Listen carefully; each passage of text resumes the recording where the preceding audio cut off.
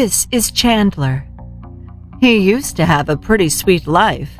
23 years old, tall and handsome, and from a loving family. Thanks in part to his genetics, his birthplace, and his parents' finances, life afforded him endless opportunities. He was in a relationship with a smart, pretty, and supportive girlfriend who even agreed to move to a new state with him. He was buddies with his older brother, and the two of them had plenty of time for online gaming together. He still lived with his parents, but they owned a beautiful 2,300 square foot home in a quiet neighborhood. Besides, it would just give him that once-in-a-lifetime chance to live rent-free, save money, and go to school full-time. How could it have been any better?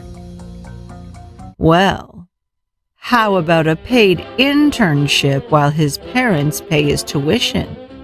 With the little spare time that would allow, he could be a rescue diver for the police and really give back to the community.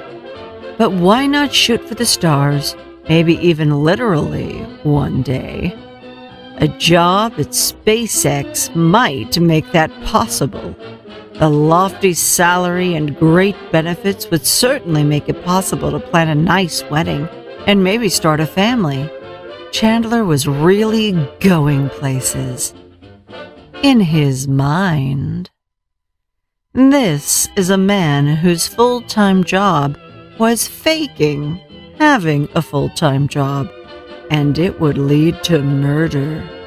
And this is absolutely criminal.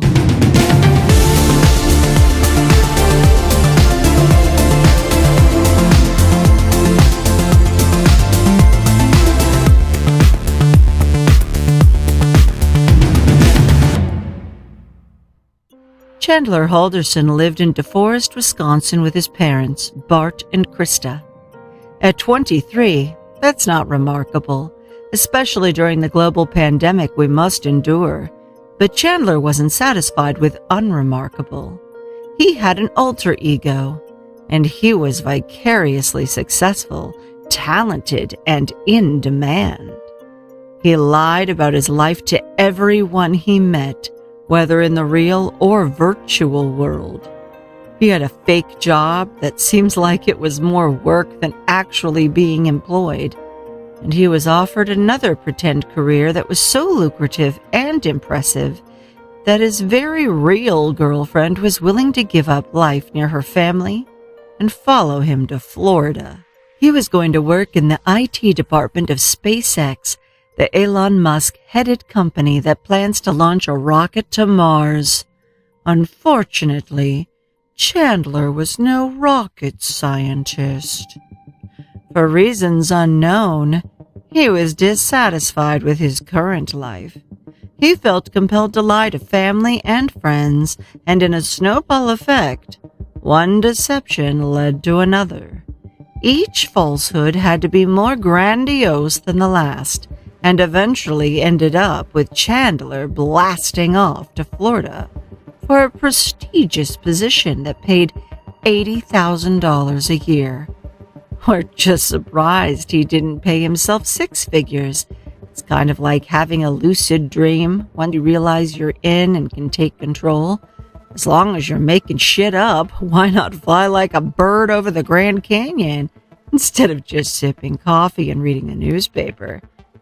In any event, Chandler's fantasy world would end up having consequences for real people. Each morning, Chandler would wake up and pretend to go to work. With COVID wreaking havoc on workplaces, many jobs that once required a commute were now done at home. This made it even easier to take imaginary college classes online. As far as Bart and Krista Halderson knew, they had been paying for their son to attend Madison Area Technical College, or MATC. In fact, Chandler's ruse of a resume boasted an associate's degree in information technology. His LinkedIn page contains a snappy little synopsis of his work history, and he really laid it on thick. The majority of my experience consists of lifeguarding and technology, but it doesn't stop there. I have a strong understanding of solar panels and the installation process that goes with them. I also have experience in teaching and leadership from when I was a teacher's assistant for an installation course at a local college. In reality, the majority of his experience consisted of playing video games, FaceTiming his girlfriend Kat, and pretending to be an actual person.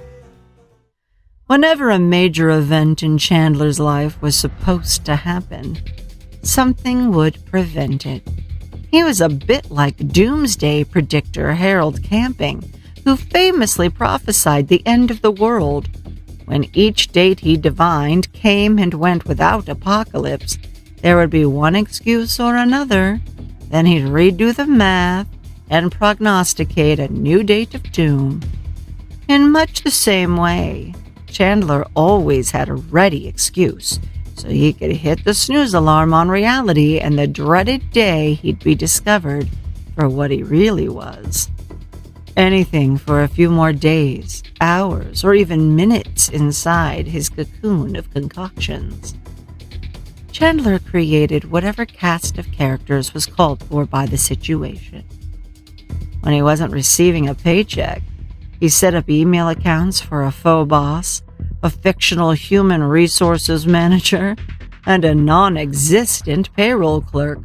All these identities were whipped up to fool his parents and other people in his life, and to get people off his back when the heat was on. His forging skills, as primitive as they were, came in handy when Chandler decided he was going to work at SpaceX. And as you will find out later, these counterfeit communications played a pivotal role in his parents' demise. Then something happened that bought Chandler a little time before his SpaceX start date. His brother was hospitalized for a time and diagnosed with type 1 diabetes. Of course, he could postpone the big move for his big brother. It must have given him a mild sense of relief, but one wonders if Chandler had even contemplated an endgame. As his brother began to recover, he knew that the spotlight he kept dodging was about to swing back in his direction. He took that as his cue to manufacture a new lie. One day his parents were home when they heard a loud thud. Upon investigating, they came upon a crumpled Chandler lying on the ground. He claimed to have fallen down the stairs and knocked his noggin, if that tumble was even true. His claimed injuries were certainly not. Among the consequences of alleged head injury were partial paralysis, an aneurysm, nerve damage, and a spinal injury. Most importantly, under no circumstances was Chandler to travel, whether by car or by plane. Before too long, the doctor told him he would need a colostomy bag. That sounds like a really terrible fall. Supportive as ever, his girlfriend Kat Melander assured him that even if he didn't get his dream job and whisk her away on fabulous trips, she still wanted to be with him. Other than the murders themselves, it's one of the most heartbreaking parts of this case. It really seemed like she was in love with Chandler. She was excited about starting a new life, but she would have been just fine staying in town. It's a rarity in true crime that we get to hear the exact moment someone's fate is sealed. That's exactly what happened. Bart Holderson was frustrated with some of the excuses made by his son. One was that Chandler could never seem to obtain a transcript from his school to show his dad. For months on end, his son gave him the runaround with false reasons as to why he never received it. So on June 29th, Bart called the college and pretended to be Chandler. It saved him a lot of explaining and let him get right down to the point. He was tired of the college dropping the ball, and he was going to get to the bottom of it. Thanks to quality assurance, that phone call was recorded. Have a listen. I'm trying to get an appointment scheduled to meet with somebody to mainly just get a copy of the transcript and also a printed copy of a certificate that was earned and other degree verification. Okay. How do I get that done? Okay, for the degree, you have to download the duplicate diploma form and send it in with a check or a money order of $4 for the diploma. For the transcript, you have to go online and request it. Yeah, I tried requesting online and we never got them. And I've spent I don't know how many times doing that at $8 a piece, so I'm not willing to do that again. Why is that letting you request your transcript? What is it? It's not my system, it's your system, so don't ask me questions like that. Bart Halderson was understandably upset, but what he didn't know is that there was no transcript to request. Sure, Chandler went to a few classes a couple of years ago, but there was a debt to pay first. A cloud of confusion still hung over Bart's head, but the skies were beginning to clear. Okay, but I need to establish the problem first before I can know how to walk you through to get it. Are you by a computer so I can walk you through on how to get it? I've gone through the process before. I worked with, I tried to work with Daniel Spike to see if he can get through the information. I don't know if he's with you guys anymore, but it just seems like the ball keeps getting dropped. Okay, I mean it's pretty easy to request a transcript. That's what I thought too, and you just go to the it hasn't come through. So we have a third party that processes it. It's called Credentials. Mm-hmm. Did you talk to Credentials? No. Okay, so we have a third party. Hold on, let me look at your account first, okay? What is your ID number or social, so I can access your account? No, I don't have that. Okay, what's your first name? Chandler, Chandler.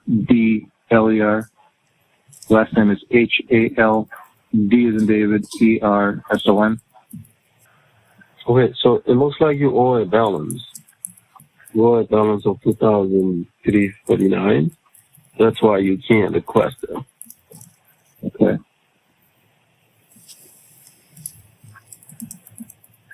Now, if you've earned a certificate, say in that solar program, you said where does that get requested through? If you earned a certificate? Yeah. I don't see that you earned a certificate. You were taking IT classes, right? I don't see that you were in a program. Well, prior to the IT, there was a solar program too. So I don't see that you were admitted in any program. So you said they were, the IT degree is in there, right? No, those are just classes. Like you took general education classes and then the IT classes. Does the internship from the spring show up in there? Entrance, no. Does those normally show up in there? Yes, if the internship is part of the curriculum, yes. Toward the end, the defeated dad began to realize his son had been lying to him. He probably didn't put all the pieces together in his mind, but he sussed out the situation well enough to know he had to have a heart-to-heart talk with Chandler. It would cost him his life. Do you have an Alyssa Brandt that works in that area or anywhere in the campus? Alyssa? Yeah, Alyssa? No. Okay. How about, does Daniel Spice still work there? Speith? No, it's not so, no.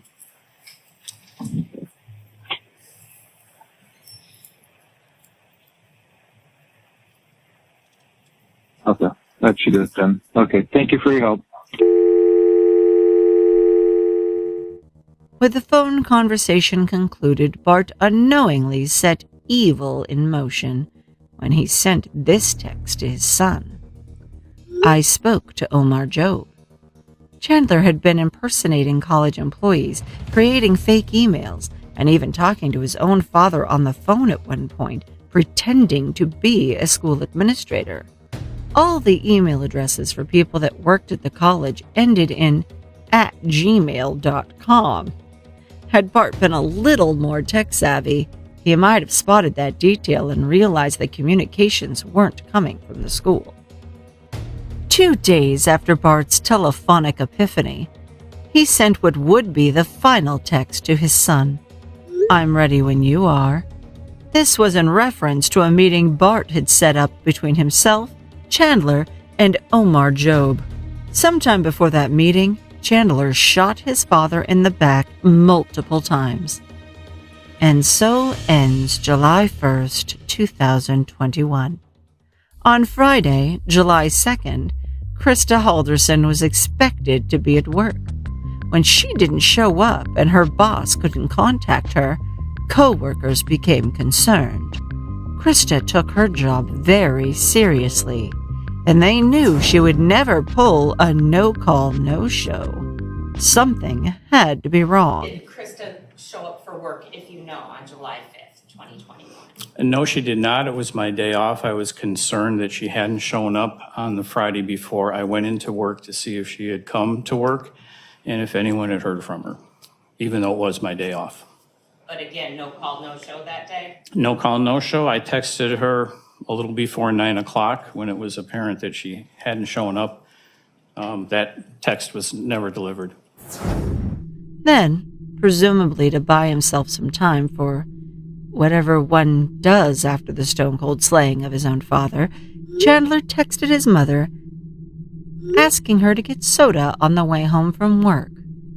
Her reply, "Kay, I can," smiley face. Earlier, Krista had texted her son to tell him she hoped his meeting was going well.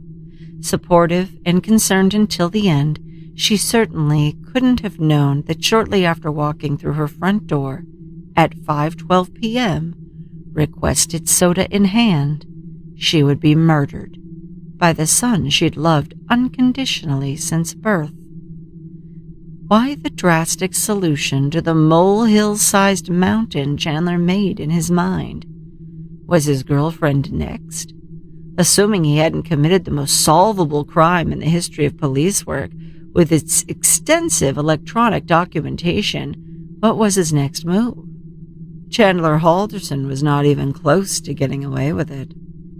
And as we noted at the top of the show, Chandler's actual life was going pretty well, even with the growing stress of having to keep track of his lies and create new ones. He had a lot of resources at his disposal, human and otherwise. His parents paid for his needs. His girlfriend was ready to pack up and move with him to start a new life, and he had all the time in the world to play video games and hang out with friends. Had he taken time to think it through, he might have come up with a different plan. Sure, Bart and Krista would have been furious. Their son had been lying to them for years, doing God knows what with the money they'd been shelling out. There was no college degree or fancy job. But gathering from statements made by family and friends, they wouldn't have disowned him, written him out of the will, or even asked him to leave the family home. His girlfriend would probably have been angry and disappointed as well.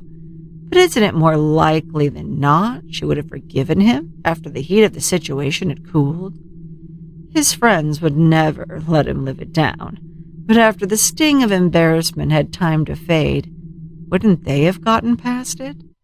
Of course. Chandler could have dusted off the shame and still had a pretty nice go of it. But here we are, and there were even more stunning developments in the case. More about those later. But first... If you're enjoying Absolutely Criminal and want to see more stories like this, please take a moment to hit thumbs up, subscribe to our channel, and ring the notification bell. Then check out our Patreon exclusives, because you don't want to miss a thing. Now back to our story. Chandler had just murdered the two people responsible for his very existence. It is difficult to imagine the thought process that brought forth this tragedy. He still had the stress of his fake life, but now he had two dead bodies to deal with. By the time he was done with the gruesome task of dismembering his parents, their blood could be found on scissors, pruning shears, hand saw blades, and an axe. When family friend Daniel Croninger stopped by the home for a welfare check, he noticed both cars were still in the driveway, and he ran into a freshly showered Chandler Halderson at the side door. He told Daniel his parents went to stay in their cabin for the 4th of July weekend. They apparently wanted to beat the traffic and left early on that Friday morning. As for Krista and Bart's cars still in the driveway, Chandler said his parents carpooled with another couple, but he never did catch their names. Daniel was left concerned and confounded, but accepted the explanation such as it was. It definitely wasn't like the Haldersons to take off on a whim, but maybe they just really needed to get away and unplug. That's what they bought the cabin for, after all. It was a place they could go to escape life and enjoy nature. Chandler would go on to tell a similar story to others who inquired about his parents' whereabouts. Because the people in Chandler land were supposed to believe his parents were away and unreachable. He had to act normal. I'm no toxicologist, but whatever chill pill Chandler took made him appear distant and detached. People would say it was like nothing was behind his eyes, or that he was looking past them. He spent the Independence Day holiday with Kat and her mother on the property of her girlfriend, Cress. He knew they had a pool, and Cress thought swimming might be a good therapy for Chandler's injuries. The four of them discussed that for a while. They ate and chatted a while afterward. At about 9 p.m., Chandler bid Kat and company adieu because he was bushed. He wanted to get home to bed, but in this universe, Chandler didn't go to sleep when he got home. He had to continue the work he'd started the night before. On the day he killed his kin, he ran to a local home supply store for a murder cleanup kit.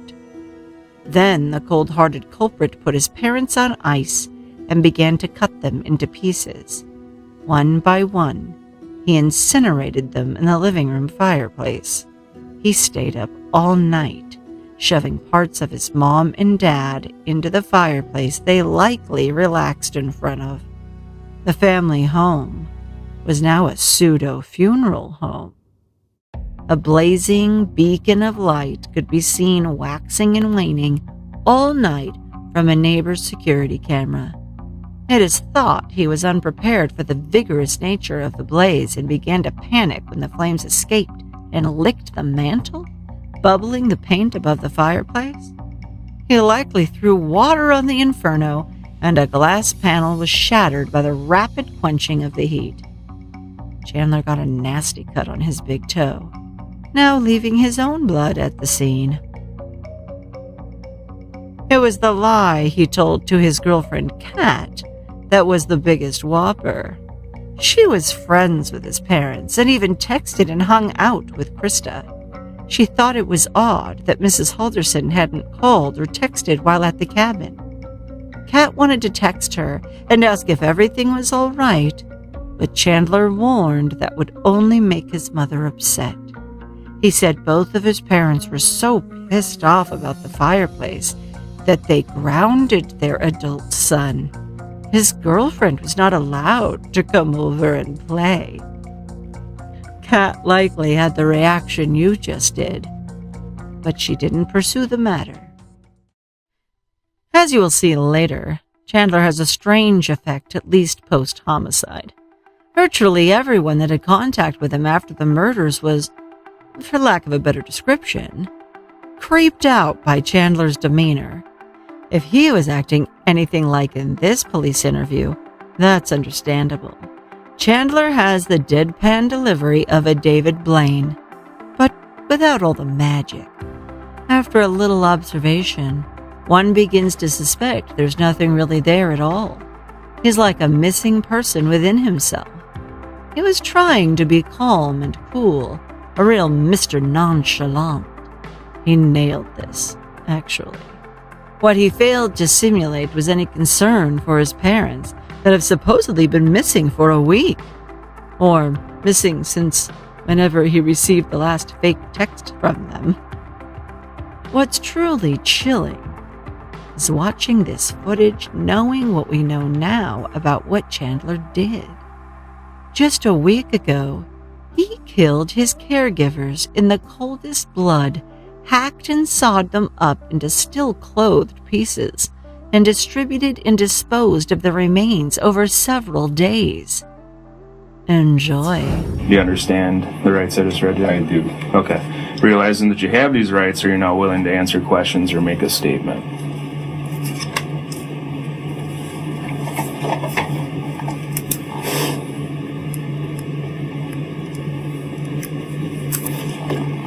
Just need a yes. Right? Yeah. Yes. So Yes. the second one. Okay. So I'll just read it again. Realizing that you have these rights, are you now willing to answer questions or make a statement? I will make a statement. Okay. So you understand them? So yesterday, July 7th, I came to your house where you live with your parents, Bart and Krista Helderson. And the reason I was there is you had gone to the Windsor Police Department and reported them missing, right? Yes. Okay. We've been following leads last night, working today to, go through different things, just trying to locate them, right? So I guess if you want to start with, let's just go back to last Wednesday. Wednesday. I was with my dad. What time Wednesday? I remember it. It was kind of a bad day. Okay. Well, why was it a bad day? Well, my mom had work, so she was gone. My dad and I were watching something over lunch. It was the Wheel of Fortune, and we normally have the couch, like with our back facing the table we sat at the end of you coming. Downstairs or upstairs? Downstairs. Okay. In that room with the TV. I tossed the ball, and I smashed the glass. Okay. With the dog's help. That set my dad off, and we tried to clean it up. Okay. I don't know about him, but I got injured. But he was mad. He didn't really talk to me too much that day. So you guys were downstairs, just to touch back on that quick. So the couch, so yesterday when we were down in your basement, the couches were in a bed. He helped me put him in a bed before. Okay. On Thursday, but they put it into a bed so I could sleep near the bathroom, and the dogs sleep in that floor. So okay. They'll be a lot better if they're sleeping on that floor. Downstairs floor? Yeah. Just cooler for them or something? Yeah. Probably. Okay. It's this gross, hairy tennis ball that Rizzo loves. All right. Just like a green tennis ball, like a normal. Yeah. Normal. Okay. With the squeaker, not like a tennis racquetball. Chandler certainly delivers a lot of details about irrelevant things. But when it comes to anything to do with his parents, he glosses over things as quickly as possible. It's Thursday morning. I wake up. What time is it? 6. Okay. Help my mom out getting ready in the morning. She left for work at 7:30. I got her whatever she had to do. What was it? was meaningless tasks, like just daily, like pillowcase changes and sheet changes, stuff like that. You know, in the morning, we went to go do our own things. I went back to a little bit more job searching. This time I branched into DeForest instead of just Windsor looking. He went back to work. We planned on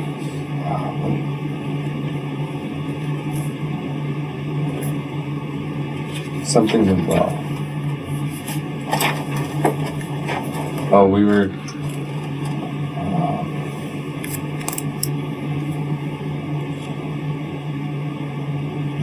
I don't know, something went well for him. So that's all. Then we just kind of hung out and my ma gets home and I start shrimp scampi for my dad because that's what he wanted, but we didn't have shrimp, so I made shrimpless scampi. That's where they told me while we were eating it they were gonna go with their friends, and I was like, oh, cool. And they said they were going to the cabin. Yeah. The friends, Well, okay. we're going up north. Up That's north how they with friends, refer to it. Who said that, mom or dad? Ma. My dad doesn't talk while he eats. Okay. Friday. Yep. So it was I Friday hung morning. out with Kat Friday night, I believe. What'd you do Friday during the day? Oh yeah, let's work backwards.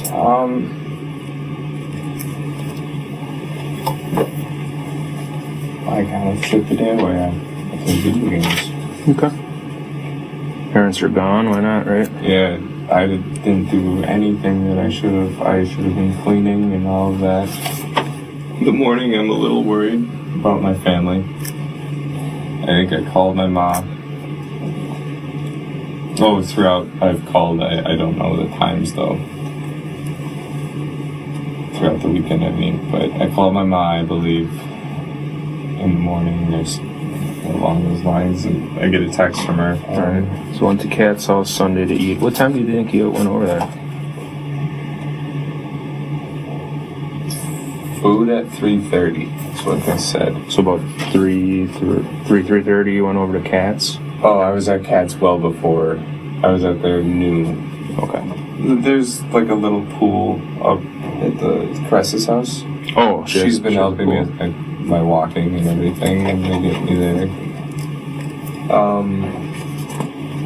And then we go to dance. Okay. For the fireworks. Like he asked us to come by 8:30. For some reason I was trying to leave, but I was making a joke about it that we're gonna be late, like stuff like that, goofy crap. I drove to dance. Okay. Which car were you guys in? My dad's Subaru. It's a blue. The one in the garage. Yeah. And then I was like, okay, we have to go home for the dogs, so we went. And that was pushing 9:30, 9:45. When we get to bed upstairs in my room, then it's Monday morning. Cat goes to work 7:50-ish, maybe earlier. Well, at the end of the day on Monday, I did go for the afternoon. I did go to the farm to talk to Cress and Kat's mom. I told them what's happening with my health because I had the appointment at 2. Did you go to the farm before or after? After, because I told them what happened to me. And I told them the legs are probably going to be permanent and the headaches should be fixed after the hemorrhage is cleared a little bit. Then I go up to have, break down by their shed and they go swimming. I actually cried. Started kicking grass, just doing the toddler tantrum shit. Then I hopped in the water with them. Okay. So it was too late. I was in the water and I realized Crest didn't have a top. And that was uncomfortable.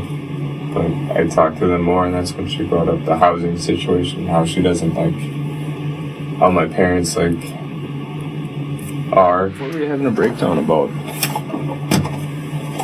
You ever have your legs kind of? Yeah. No, I haven't. It's just. Okay. I don't even know if they're done bleeding like as bad as they can be yet. So that's not fun. And I think you were telling me last night it's a symptom of a concussion, right? So Is that right? that's not it. It's a symptom of nerve damage from the hit to my spine. So it's permanent. Okay, I understand that now. So then they're like, well, appreciate you stopping by. So I head out and I go. It was Monday afternoon. I go to dinner at Kat's house on the east side. I think we just eat and cuddle a little bit. Did he call I or said text no word. My mom. I don't know if he called or texted. Okay. I think he just contacted. That's what I can think of. Reached out. Yeah, he reached out. Then I'm like, oh, it's Tuesday morning. They should be here.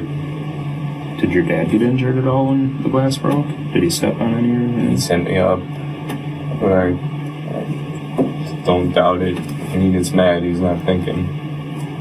So we don't know if your dad got hurt. No. Okay. No.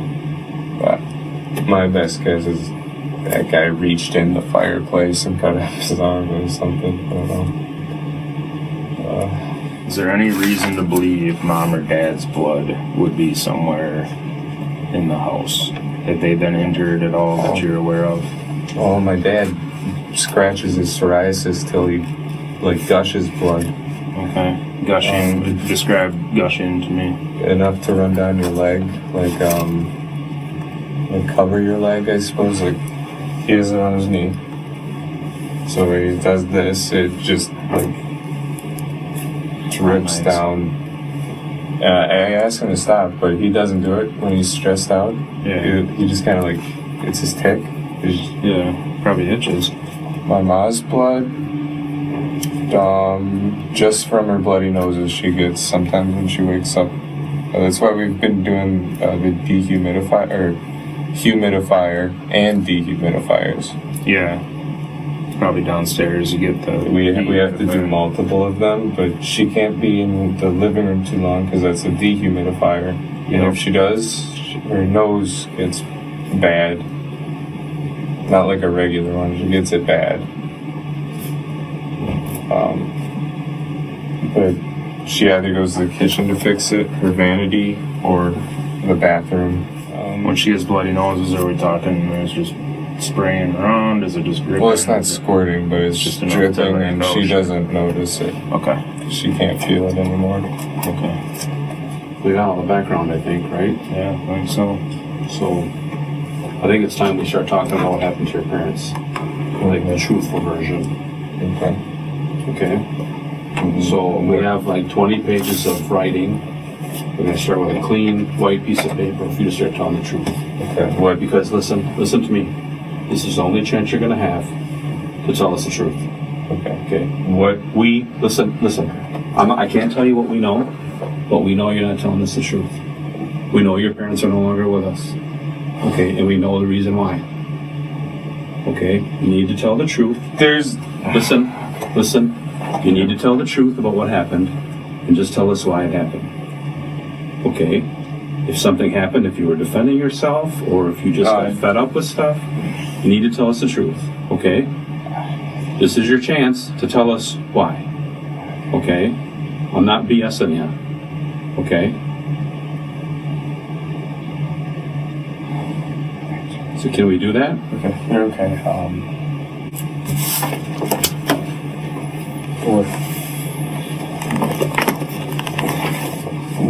What happened? Okay. You know what happened. We're not going to tell you what happened. You know what happened. You were there when it happened. We're not BSing you, okay? I wasn't there when it happened.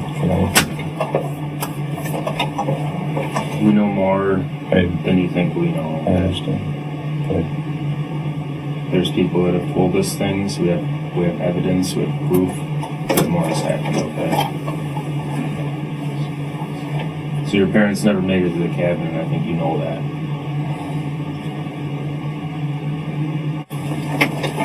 Stand up. You want to stand up and just come over here for me?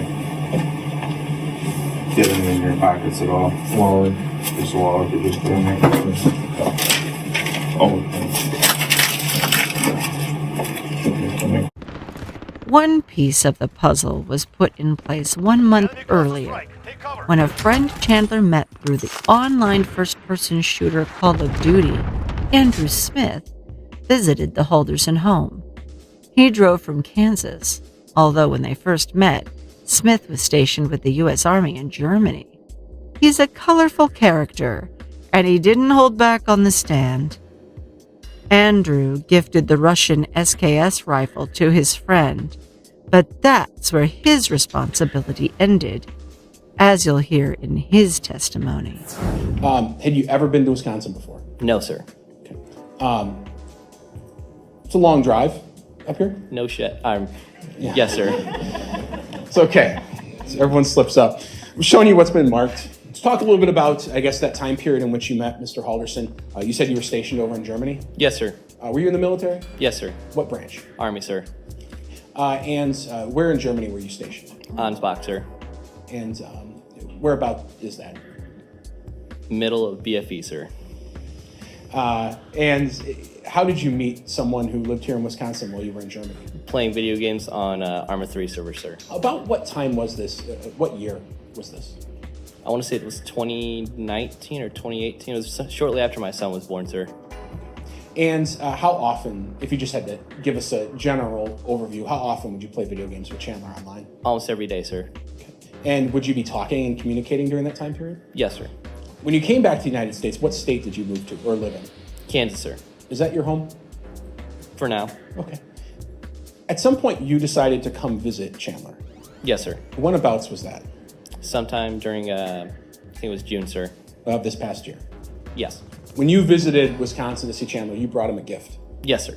What did you bring him? I brought him a 20-inch barrel SKS. You know what that document is? Yes, sir. It's a FFL transfer paperwork, sir. And you've been saying the phrase FFL, correct? Yes. What does that mean? That's a federal firearms license holder. Meaning someone who's licensed to sell firearms and fills out paperwork. And does the correct background checks and such. Did you document in any way transferring that gun to him? Yes, sir. How did you choose? Did you fill out paperwork like this? I took his photo ID that the state issued him, and I took it right next to his serial number, annotating that this was me giving this weapon to this individual, so that way, if anything like this would occur, that it wouldn't necessarily come back to me. How did Chandler react when you gave him the gun? Oh, he was happy. What do you mean? But how do you know he was happy, or how do you know that? Because he had a big smile on his face when I had given it to him as a gift. What did Chandler do with the gun? Were you able to figure out where he put it in the house? Yeah, he had initially, so if you would walk down the flight of stairs in the basement, you would look left, there was like a little wood pile, and he had stuck it in the middle section there, because it was, I understood that they might not be happy about having this firearm.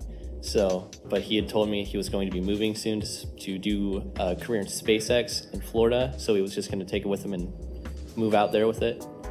At some point, did Chandler suffer some sort of injury? Yes, sir. What do you know as far about as that? I know, he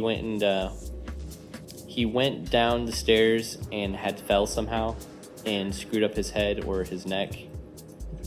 And did that injury, according to Chandler, did that end up impacting his job or anything like that? As far as I knew, so it seemed that because of the injury, he wasn't going to be able to take a flight out to Florida to do this SpaceX thing. But other than that, he didn't really explain what was wrong, just that he wasn't going to be able to fly out there and he wasn't able to look at computer screens or anything like that with so much blur on the screen or motion blur. Did Chandler tell you anything about the head injury in terms of specifics about what was going to happen or how He severe told it me was? that he would have to wear a neck brace and that they were supposed to drill a hole in his head or something like that to alleviate some sort of pressure. Did you talk to Chandler about his parents being missing? Yes, sir. Tell me about those conversations. Well, day one when he told us, because he had told me and my friend that he's friends with that I visited when I was down in Texas, he told us that they had been missing. So we both suggested to him that, hey, if this is really a big concern for you, you might want to contact law enforcement immediately. Okay. What did Chandler say to that? He said, well, they might turn up, so I'll just wait a few days, and so it goes. After that conversation, do you recall having any other conversations with Chandler about his parents being missing? Just talking about how or where they could have end up it, or what was going on with the situation. Was Chandler expressing worry to you or that he was concerned? He seemed concerned, yes.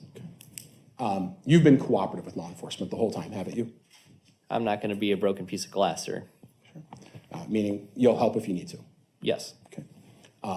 The police, in fact, visited you down in where you live at some point. Yes, sir. You, when asked, had given them access to things like bank records or your phone and things of that sort? Yes, sir. And you've provided photographs whenever you could? Yes, sir. Why was that important to you to assist? Well, to put it bluntly, sir, I served in the Army, and I'm not going to get fucked for something that I didn't do. The verdict form on count 1, as signed by the presiding juror and dated today, reads, "We, the jury, find the defendant Chandler M. Halderson guilty of first-degree intentional homicide as to Bart A. Halderson, as charged in count 1 of the amended information. We, the jury, find the defendant Chandler M. Halderson guilty of providing false information about a missing person as to Bart A. Halderson, as charged in count 2 of the amended information. We, the jury, find the defendant Chandler M. Halderson guilty of mutilating a corpse as to Bart A. Halderson, as charged in count 3 of the amended information. Guilty of hiding a corpse as to Bart A. Halderson, as charged in count 4. We, the jury, find the defendant Chandler M. Halderson guilty of first-degree intentional homicide as to Krista R. Halderson, as charged in count 5 of the amended information. Guilty of providing false information about a missing person. Guilty of mutilating a corpse as to Krista R. Halderson. Guilty of hiding a corpse as to Krista R. Halderson, as charged in count 8 of the amended information." If I ever let the darkness come alive, I swear I won't be turning round. If I ever let the darkness come alive, I swear that I won't turn around.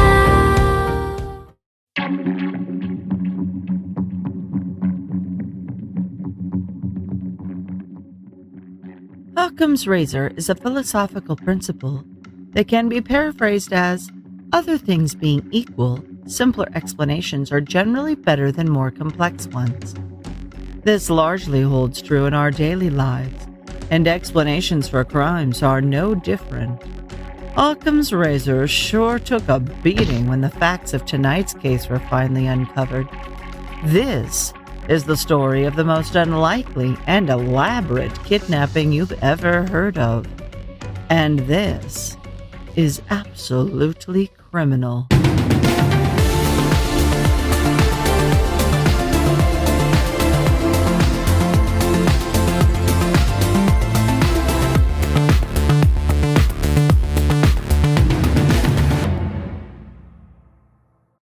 And how did you meet your wife?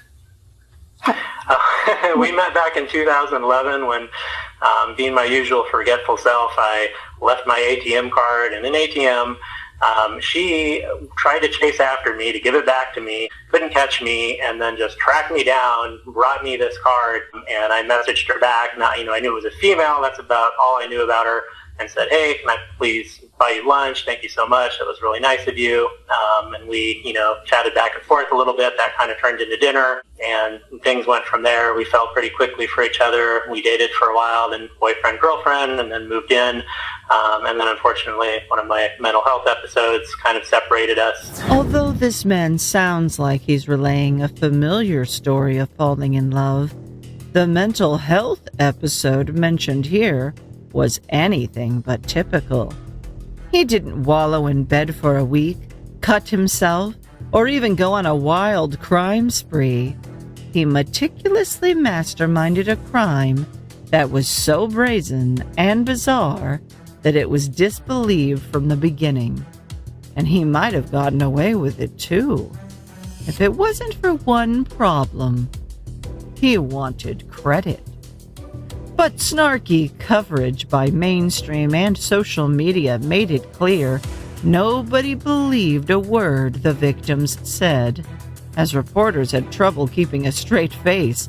Hoax or not, those anonymous emails sent to 2 newspapers say the kidnapping was absolutely real. The abductors claim they drilled into the woman's window and used squirt guns that looked like real guns to take Huskins away. And even stranger, the emails say it was a practice run for kidnapping future high-profile victims. I feel like something to be jettisoned if necessary. I feel like I could disappear. Like Amy Dunn, Denise's kidnapping was all a hoax. She is alive and well, found by police 400 miles away. And YouTubers, of course, had a field day. Missing white woman found. Then she goes missing again. It is no longer believed that a California woman was kidnapped a day after 100 police, 40 detectives, and a jet were mobilized to find her. Denise Huskins went missing from her boyfriend's house in Vallejo on Monday, reappeared on Wednesday, then was missing again as of Wednesday night. Denise Huskins met Aaron Quinn when they both worked as physical therapists in the Northern California town of Vallejo. Aaron was on the rebound from a messy breakup with another coworker we will call Jennifer. But against his better judgment, he fell for Denise. He was falling hard, but inside there was still something burning for Jennifer.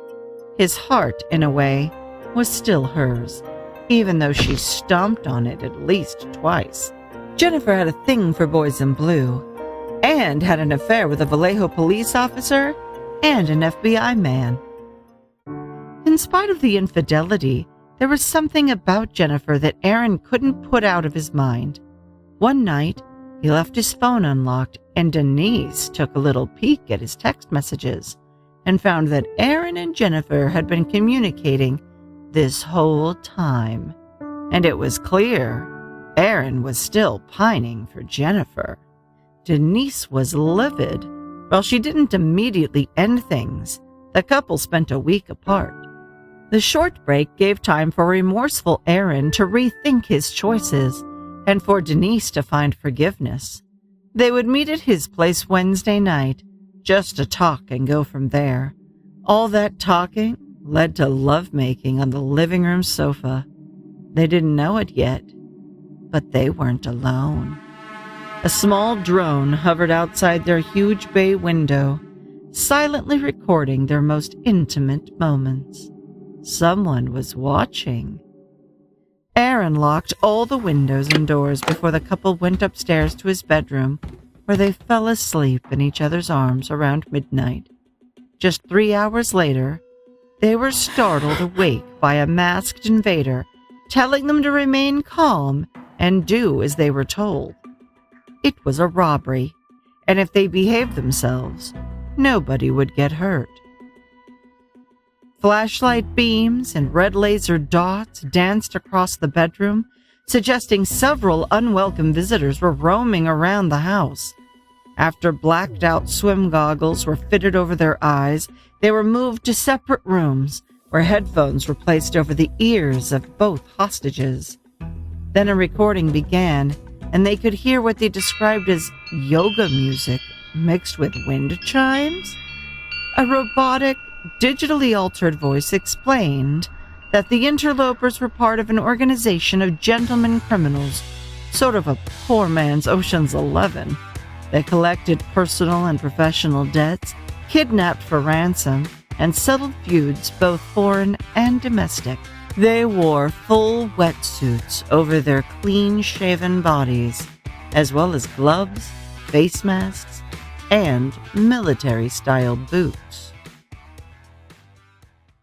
They would both be given a mixture of NyQuil and Valium to drink. If they refused, it would be injected instead.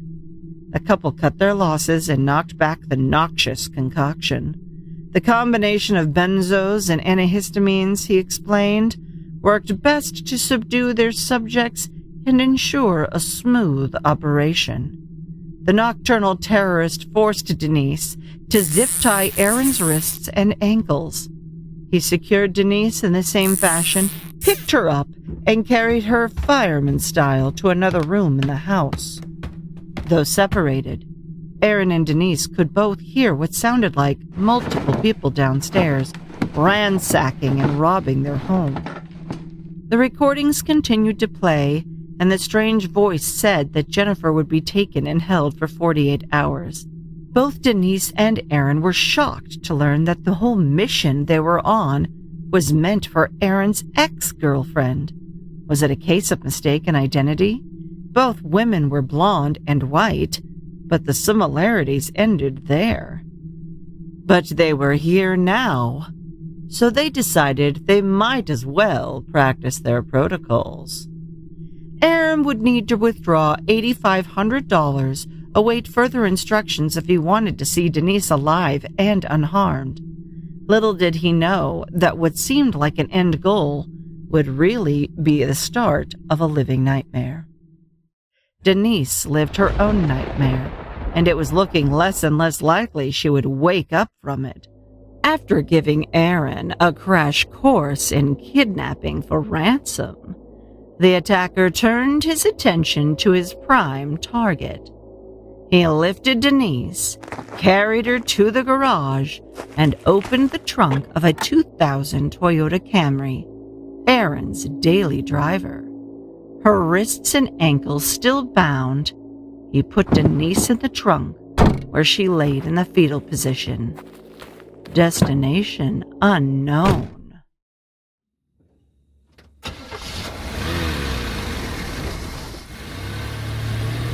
Bound in the trunk of her boyfriend's car, being driven by a madman in a wetsuit, she was sure she wouldn't survive whatever happened to her next. After stopping in the middle of nowhere, her kidnapper lifted her from the trunk and clumsily carried her to the trunk of another car. That was followed by another long drive. Following another endless ride, they arrived at the kidnapper's lair, a modest lakeside cabin. He removed her from the trunk, still blindfolded, and sat her up against his garage wall and disappeared inside the house for about an hour. She could hear scrubbing and scouring, followed by plastic sheets being unfurled. She must have known there was no innocent explanation for that. When he came back, he instructed her to strip and shower, and explained the organization took all these measures to avoid leaving DNA evidence. Whatever happened here, there would be no trace of Denise Huskins left behind. Denise did as she was instructed, and she was blindfolded, zip-tied, and placed on a bed. When the voice came into the room to administer her next dose of sedative, he told her there was a problem. His group had decided that because they had abducted the wrong woman, because of bad intel, they'd done no research on Denise. Therefore, they had nothing to blackmail her with to ensure her silence. The committee had decided they needed a sex tape. It had to look like a random and willing hookup and would be released to her boyfriend and her family if she went to the police. And in his best impersonation of an unwilling recruit, he broke the news to Denise that he had been selected for the dirty deed. She was ordered to make it look as believable as she could, lying there naked except for her blacked-out swim goggles as he violated her body. She would later say that as soon as he had finished, there was no way in hell it looked consensual, and that meant he would be back for a second take. She just knew it. Later, her captor said she would have to make a different kind of recording. He had written a script for her that included a reference to a plane crash that happened hours earlier. In that disaster, a suicidal co-pilot had hijacked his own airplane and flew himself and 150 others into the side of a mountain in the French Alps. She was at the mercy of a madman of her very own, and she must have felt as helpless as those passengers and crew. So the proof of life audio recording was made and sent to police and a local TV reporter. My name is Denise Huskins. She kidnapped otherwise fine. Earlier today there was a plane crash in the Alps. The accompanying email also said Denise will be released the next day. But back at the Vallejo Police Department, before that communication was received, Aaron Quinn sat alone in a bare gray interview room. Detective Matt Mustard was really putting the squeeze on him. After reading Aaron's written statement of the morning's events, he made it clear he didn't believe it. At one point, he accused Aaron of killing Denise, hiding her body, and inventing a wild cover-up story. Even his emails came in from the self-described perpetrator, claiming responsibility. The police invented new wild theories of their own. Obviously, Aaron did murder his girlfriend, and then set those pre-written emails to automatically send while police questioned him. Or maybe Denise was still alive, penning those emails and playing hostage. Meanwhile, somewhere far away, Occam surely rolled over in his grave. We'll be right back. If you're enjoying Absolutely Criminal and want to see more stories like this, please take a moment to hit thumbs up, subscribe to our channel, and ring the notification bell. Then check out our Patreon exclusives, because you don't want to miss a thing. Now back to our story. Later that day, Aaron discovered that if the police read the kidnapper's emails, they certainly never acted upon them. Later, he would say he was infuriated and thought the police might have cost Denise her life. Every signal that said Aaron didn't write this atrocious mess of a script, that it really did happen, was allegedly ignored by the Vallejo PD. Even when questioned by the FBI, he didn't feel like the agency took it seriously as a kidnapping. Back in the plastic-lined room of that disgusting cabin, Denise's worst fears were confirmed. The organization deemed the first sex recording not authentic enough. It was implied that if she ever wanted to see Aaron, or anyone, ever again, she'd better make it look real. Exchanging the swim goggles for a more willing-looking necktie, Denise closed her eyes and held on for dear life. She did what she had to do. She survived. She would later say she only got through the unimaginable situation was to pretend she was reuniting with Aaron. The next morning, the monster woke her up and told her it was time to go. He would actually make good on his promise to release her unharmed, but there were conditions. Swearing on the lives of her family, she was not to mention the sexual assaults to police. Those terms likely sounded pretty agreeable in exchange for her life. It was an 8-hour drive, but she would be allowed to ride up front. With a double dose of his malicious elixir and a pair of oversized sunglasses, she would look like she was just dozing on a long drive. She was dropped off near her mother's house in Huntington Beach.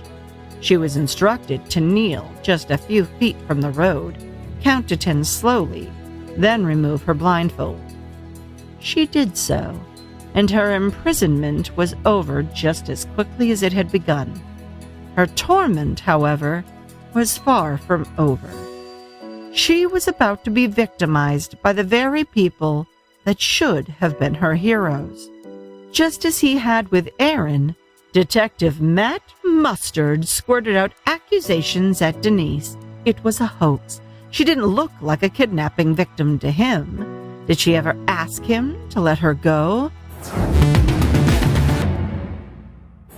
2015 ended with Sergeant Mustard in the hall with the trophy for Officer of the Year.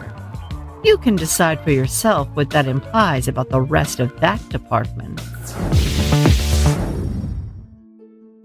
Denise and Aaron had their much overdue reunification, where each feared the other would blame them for the events of that awful morning.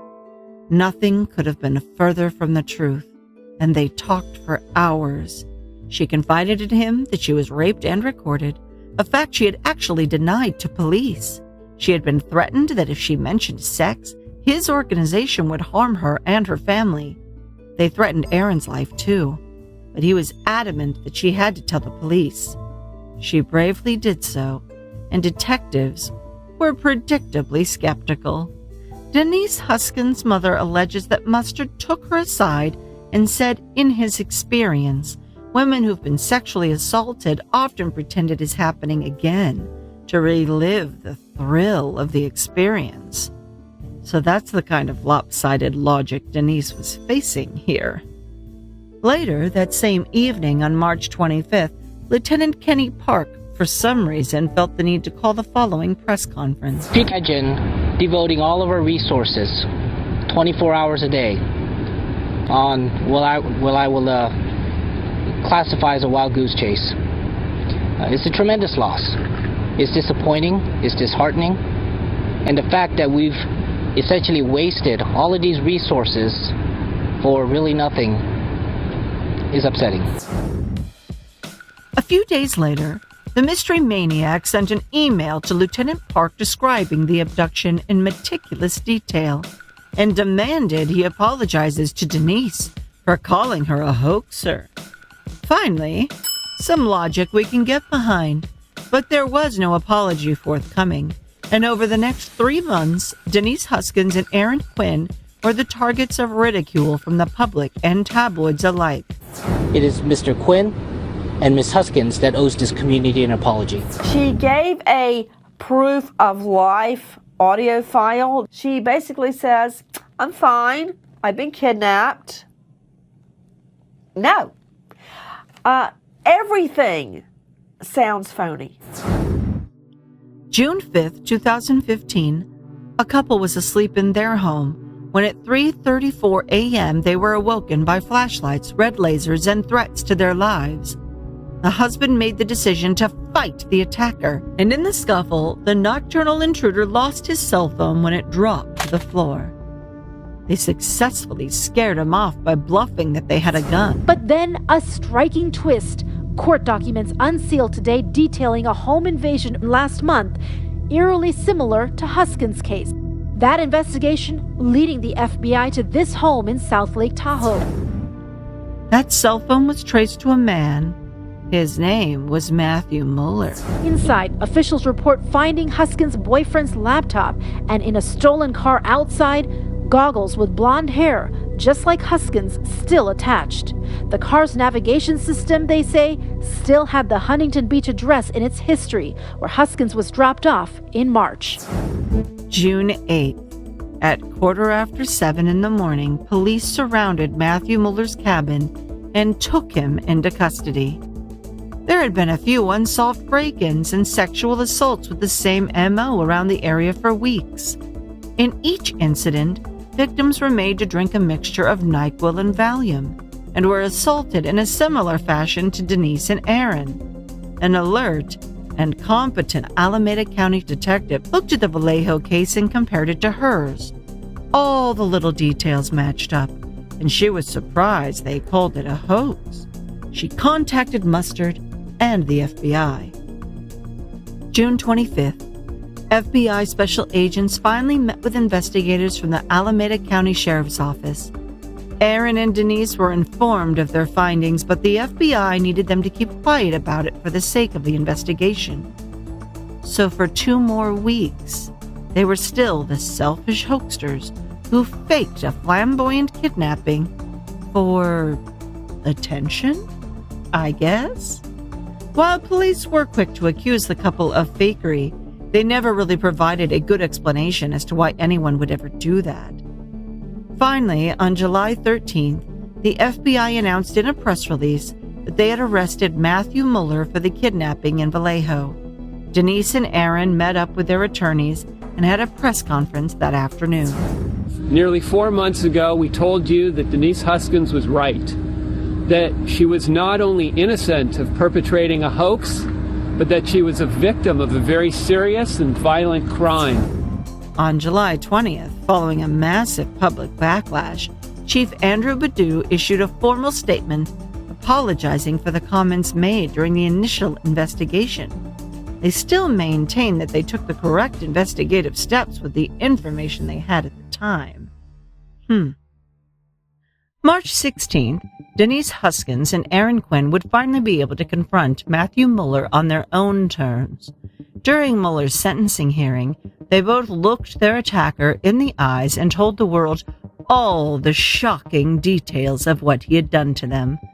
And this time, the world believed.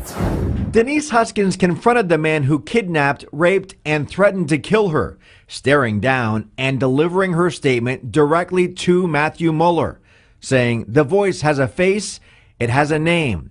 Now we finally meet face to face, eye to eye.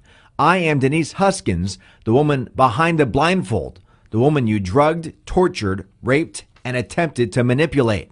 Huskins' testimony at one point describing her sexual assault and how she feared she was going to die left her overcome with emotion. The testimony left many in the packed courtroom in tears.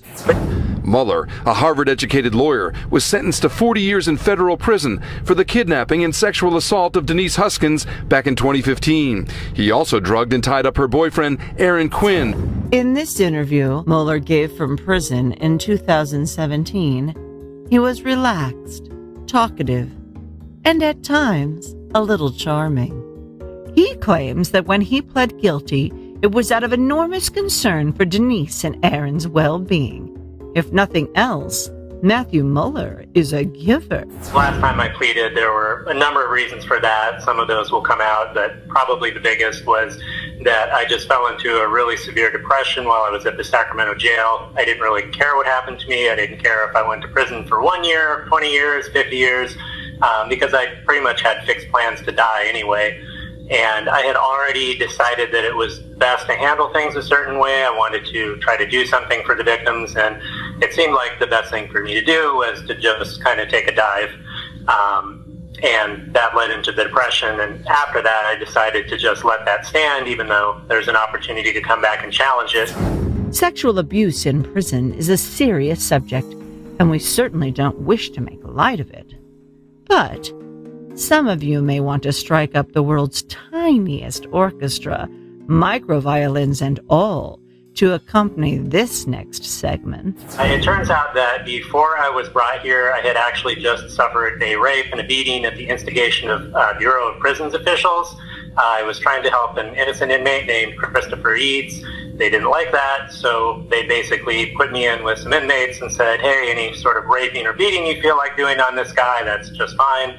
We tried to ask the Solano County District Attorney's Office, can you please wait? Can you give us a couple of months just so that I can recover enough so that I can face the charges? And also my attorney right now that we had contracted for this was out of the country. Mr. Quinn and Ms. Huskins was aware of this as well.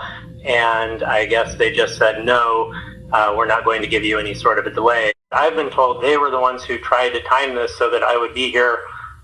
I don't know if they were trying to create some kind of a media event around their marriage and have these factors together. I don't know if it's coincidence. As the perpetrator prattled on, he didn't miss one more opportunity to blame the victims. He claimed that because of his alleged rape and inconvenient timing, his appeal was in shambles. He would just have to represent himself. That would mean he would be doing the cross-examination of his own victims in open court. There's really not time to bring an attorney up to speed on this, so I've pretty much got to go with what I've got. I'm the only one with enough factual understanding of this and of the legal issues really to do it at this point for the first few weeks. After that, I'll be passing it off to an attorney, of course. Near the end of the interview is something tantamount to a confession.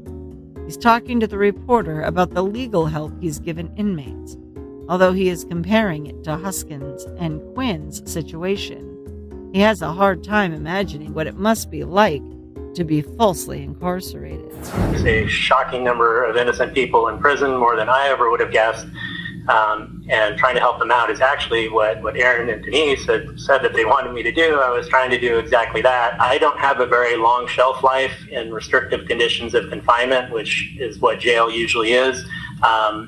I just lasted about 8 weeks in the hole, which is kind of similar. After that, I very nearly committed suicide. I was interrupted by my cellmate, So I don't know how long I have until I become too depressed again, and at that point, I won't care. We will update you on his prison shelf life going forward. Denise and Aaron decided to move on with their lives together. The city of Vallejo agreed to pay the couple $2.5 million for their inept investigation and defamatory public statements. But those were necessities that should have been wrapped up long ago and seemed inconsequential to what happened next. Aaron proposed to Denise, and in 2018 the couple married, surrounded by the love of their friends and family. March 25th, 2020, as if concluding a screenplay for a romantic thriller, on the 5th anniversary of the moment that changed their lives were about to change again. Their daughter Olivia was born. In a June 2021 New York Post interview, Aaron was quoted saying of Olivia, "She is our happy ending." Today, Denise Huskins and Aaron Quinn are stronger than ever. Their bond was forged in a crucible of that one moment in time, the spring of 2015, when at 3 a.m., Matthew Mueller slunk into their bedroom and announced his presence by saying, "Wake up." Silent as a whisper in the wind. Lonely words were hovering within.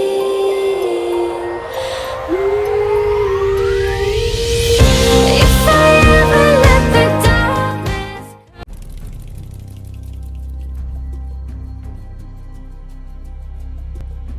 In the early hours of a chilly morning in Toronto, Canada in 2017, a young couple was seen walking down a driveway together.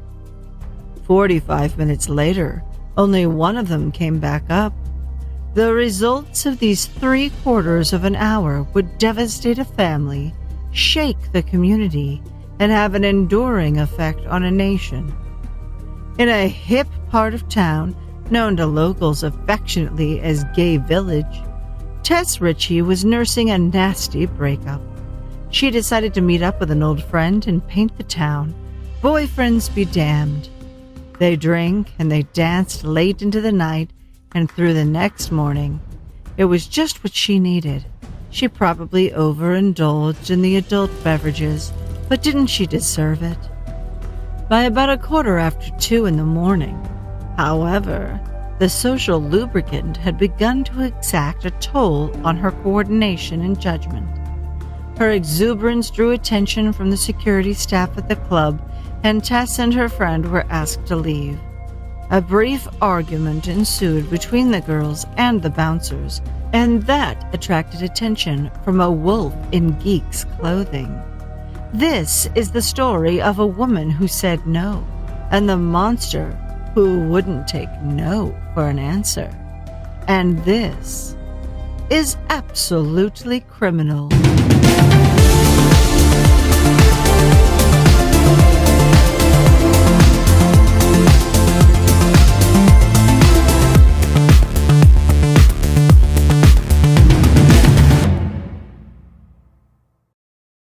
Tess Ritchie was the youngest of 5 girls raised in North Bay, Ontario, Canada.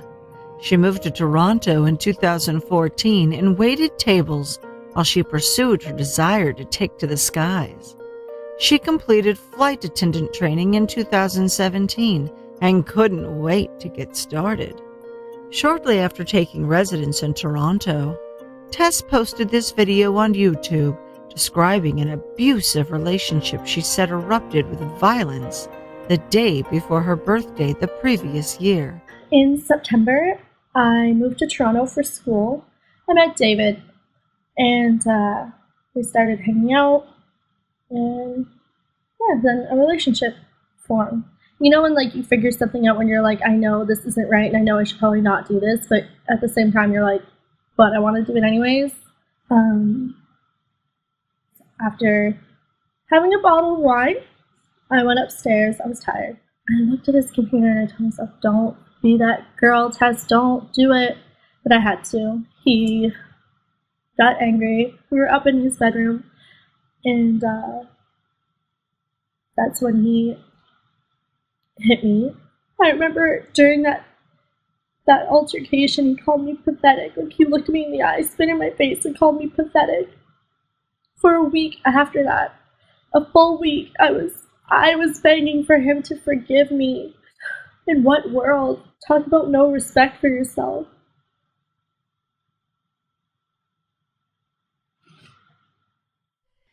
It's quite apparent she wore her heart on her sleeve and was struggling to take charge of her life. As she also mentioned, she was trying to reestablish connections with her friends, whom she admitted alienating at the behest of a controlling boyfriend. So when Tess went through a tumultuous breakup in 2017, again, just before her birthday, she rang up an old friend named Riley Simard. They decided to meet for drinks at Cruise and Tango's, a lively drag bar in the heart of Gay Village. Before long, Tess's worries dissolved into the ever-reliable alcohol, flowing as easily that night as the conversation with her old friend. The talkative twosome could be seen taking to the dance floor, and from all appearances they were ready to let loose. And as we know, that's what they proceeded to do. Tess and Riley were now really buzzing, and so was the bar. They had a great time and went everywhere inside the club, upstairs and down. They also were seen going in and out several times to smoke cigarettes out front. One time, as they egressed, they walked right by two men making out, and neither couple seemed to notice the other. Having consumed a few too many cocktails, the bouncers told them to bounce, and the girls reluctantly exited the building. One of these lip-locked lads was 21-year-old Kalen Schlatter. He lived with his parents and younger brother in North Toronto and enjoyed video games and card games, especially Magic the Gathering, a multifaceted contest popular with brainiacs in their teens and 20s. These were just a few of many hobbies Kalen had, but they were the only ones he talked about in public. The hobby that arguably took up most of his time was one he kept under wraps and in his pants. He was obsessed with violent pornography and seemed to have a fetish for choking. More than one ex would later say Kalen choked them during sex, but that it was consensual. It became evident later that he didn't know the meaning of the word consent. So there Kalen was that night as the ladies passed by, making out with a male friend he met on the dance floor. The next time Tess Ritchie would be this close to Kalen Schlatter, they were also both seen on camera. But that time their interaction wouldn't be so benign.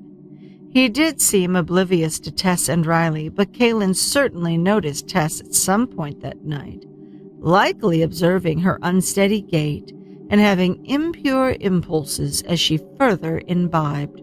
Eventually, their worlds would collide just outside the club that night. When Tess and Riley were booted out because of their behavior, Kalen had already been lurking around just outside. He was seen on camera making conversation and making out, kissing a woman at one point and standing alone at others. When the ladies departed the disco, he took notice. Whether he had indeed seen her before or not, he now seemed transfixed with Tess. He waited for her until just the right moment. Kalen claims Riley recognized him from the bar and introduced him to a very drunk Tess. Just after meeting and chatting with Kalen, Tess hailed a passing cab. As it began to slow down and pull to the curb, Kalen waved it off, and it sped up and passed them. He claims he did this because the slowing cab was blocking traffic. But things must have gone well from there for the trio, because around 3 a.m., a neighborhood resident named Michelle Teep was sitting outside when she heard their boisterous bellowing. They passed by the house and Tess apologized for the ruckus, but Michelle took it all in good fun.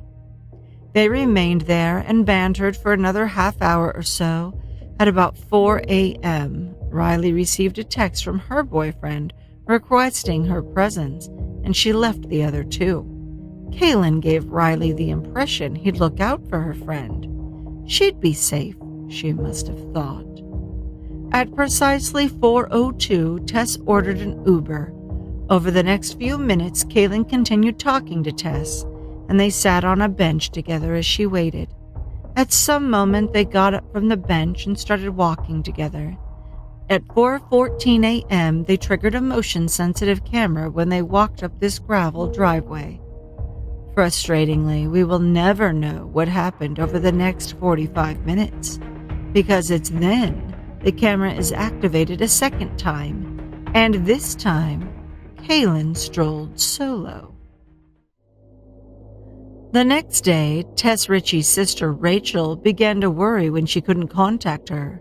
She knew Tess might have been busy, but it was not like her sister to stay silent all day. She's not talking to anybody. She's not communicating with any of her friends or any of her family, and that's just, she doesn't do that. Like, that's not Tess. After eventually calling local hospitals, she contacted police and reported her missing. Cops showed up and took a statement and canvassed the surrounding area. Their search could not have been a very thorough one, however, as the body was later discovered less than 40 meters from her home. For us metrically challenged Americans, that is about 131 feet. It was the way her body was found that was especially heartbreaking. A birthday present and a card sit among the flowers and candles that mark the spot where Tess Ritchie's body was found, one day before her 23rd birthday. Ritchie had been missing for 4 days before her body was found, reportedly by her own mother, who traveled from North Bay to Toronto's Church and Wellesley neighborhood to find Ritchie, her youngest of 5 children. Instead, what she found was her daughter murdered. The cause of death, neck compression, not misadventure as first believed. Christine Hermiston recruited the assistance of family friend Anne Brazow. The two split up and searched Tess's neighborhood. It wasn't long before Anne poked her head in that stairwell and saw her body lying there, still clad in her club attire, her purse and phone on the ground beside her. She had the awful task of informing her friend of what she found. The mother's worst fear had just been confirmed. Kaylin's DNA was later found on her pant leg. They had obtained a sample from the suspect after releasing surveillance footage showing his face to the national media. On December 10th, Kaylin was watching TV at home when he saw his face on a police press conference. He called Toronto police and told them it was his mug on the news. They placed him under investigative detention and brought him in for questioning. His parents came along and thoughtfully brought a bottle of water in case their boy got thirsty from all that questioning. He did, and after retrieving the bottle from the trash, police later collected his DNA. It was sent off to the crime lab for analysis. When lab technicians compared that sample to the DNA from the semen found on Tess's body, it was a match. On February 4th, 2018, Kaylin Schlatter had just finished watching the Super Bowl with his family when he was arrested at about 11 p.m. that night. Okay, so here is Kaylin's version of events that happened that night. He testified in open court that Tess asked if she could make out with him. He got this all the time, of course, as he told cops when he was arrested. Undercover cops positioned in cells on both sides of his. He boasted to them he slept with over 40 women and had an absolutely fantastic phallus. The ladies practically begged him to bed. He was known to brag about the mass of his manhood, which is appropriate because we can't think of a bigger dick than Kalen Schlatter. But the story of this deluded Don Juan came to a premature conclusion. We'll tell you just what we mean in a moment. But first, do you have an idea for a true crime story you'd like to see us cover? Let us know down below or contact us at absolutelycriminal.com. If you like our show, please hit thumbs up, subscribe, and ring the bell to be notified of our next episode. Now back to our story. Kalen told the undercovers he thought were Cellies that the reason he left her there alone was because he was embarrassed. While they were making out, he said he came in his pants. In case his explanation is hard to swallow, we'll tell you what the prosecution said actually happened. And unlike this joke of a gentleman and his ridiculous alibi, there was absolutely nothing remotely funny or amusing about the stone-cold truth. He wanted them to have sex, and she said no. He decided that deserved a permanent punishment. But before he went, he took what he wanted. He told a cellmate that he tied a scarf around her neck, and by the time he climaxed, she was unconscious. He walked back down that driveway and left a strangled Tess Ritchie at the bottom of the steps to die, all alone. The Toronto police have faced sharp and steady criticism from many angles in this case. In a report by former Ontario Court of Appeal Judge Gloria Epstein, it was revealed that when police received evidence pinpointing where Tess was last seen alive, the lead detective assumed a search was made in that area, when in fact it hadn't been. She also blamed a heavy police workload, and they had no policy or procedure in place for investigating missing persons cases. As a result of what the court called serious flaws in the system, the Toronto police formed a dedicated missing persons unit, finally putting them on par with the other large Canadian cities. They are reviewing all unsolved cases dating back to 1990. Tess Ritchie was clearly having difficulties finding out who she was and carving out her own identity. But isn't that what our 20s are for? While most people gain more wisdom and insight throughout their lives, Tess never got that chance. It was forever taken from her at the base of that lonely stairway. He knew what he was taking, and it did not deter him in any way, shape, or form because he is a monster. An animal. Yeah, well, I love animals, so a monster. Under the trees, I found a box of black.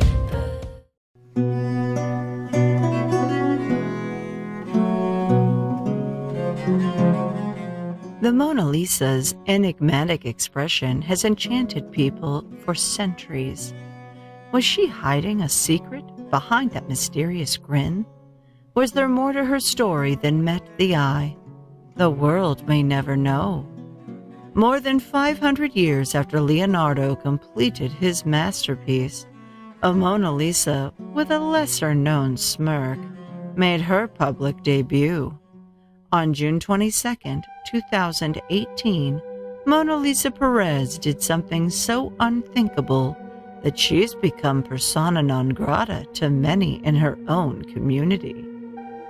Mona Lisa has paid her debt to society, but opinions are polarized on whether or not she has redeemed herself, either in time served or her public life after prison. One side would paint her with a broad brush, completely glossing over the impact this has had on her life. For them, there is no forgiveness, only a permanent stain on her canvas. Those with an opposite point of view say there are nuances to consider before and after the tragic incident that changed her life. Of course, they realize Mona Lisa can't simply cover up the ugly smudges of the past, but she can render her future in any medium she chooses. If she has illustrated some remorse, then the only picture that matters is the one still being drawn. This is what happened when Mona Lisa made the worst decision of her young life. And this is absolutely criminal.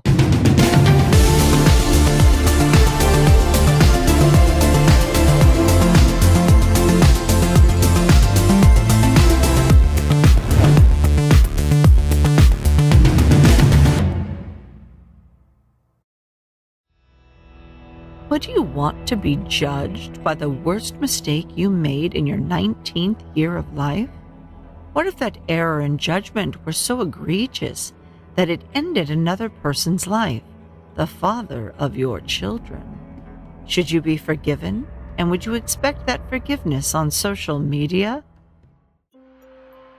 In 2017, 19-year-old Mona Lisa lived in Minnesota with her boyfriend, Pedro Ruiz, age 22.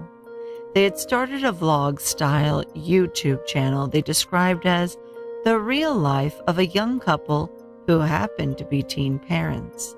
They documented their daily lives with their 3-year-old girl, and she was 7 months pregnant with their second child.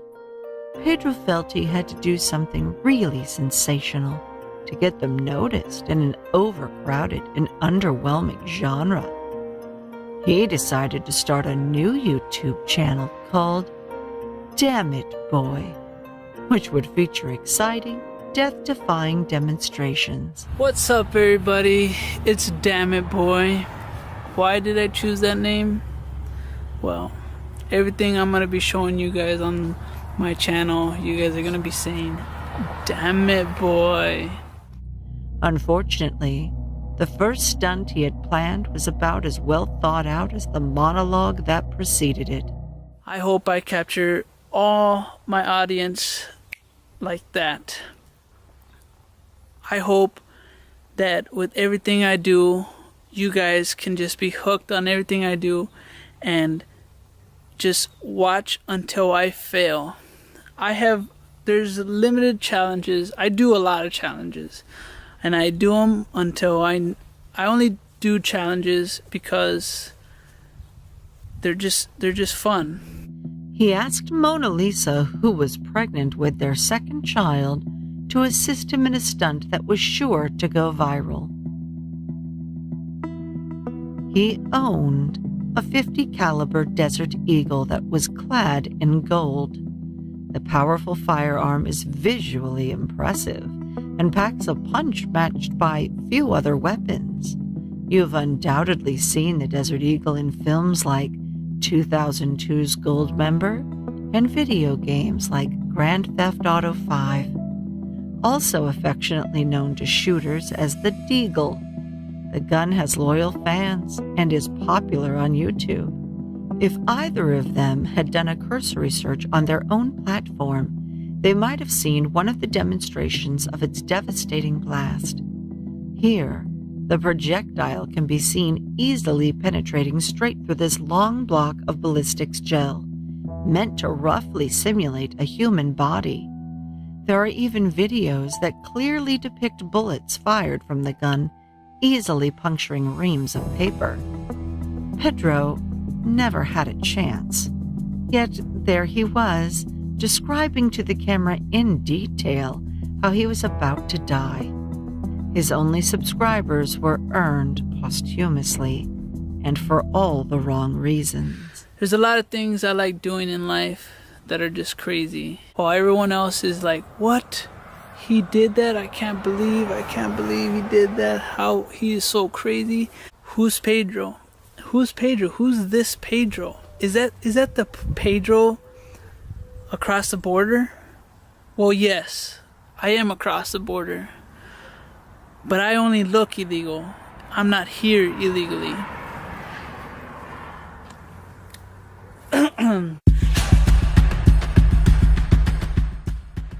Pedro had purchased the gun, which is no small expense, with one thing in mind. It was a spectacular stunt that he hoped would tickle the old algorithm and go viral on YouTube. Relentlessly for a month and a half, Pedro pleaded with Mona Lisa to be his assistant. All she had to do was point the gold-plated hand cannon at his chest and pull the trigger. But he'd be fine, he said, because in front of his chest, he'd be holding a hardcover encyclopedia. And if things went awry, at least he was right with Jesus. So if I'm gonna die, I'm pretty much ready to go to heaven right now. If I die, I'll be ready for Jesus. He probably won't accept me into the pearly gates because how stupid this is. This would be the video that propelled them into the stratosphere. But just minutes after uttering these prophetic last words, their skies would fall. On a beautiful sunny day in June of 2017, Mona Lisa finally gave in and presented the garish gun atop a red velvet pillow like some item up for bids on The Price is Right. It's beautiful. His and her watches.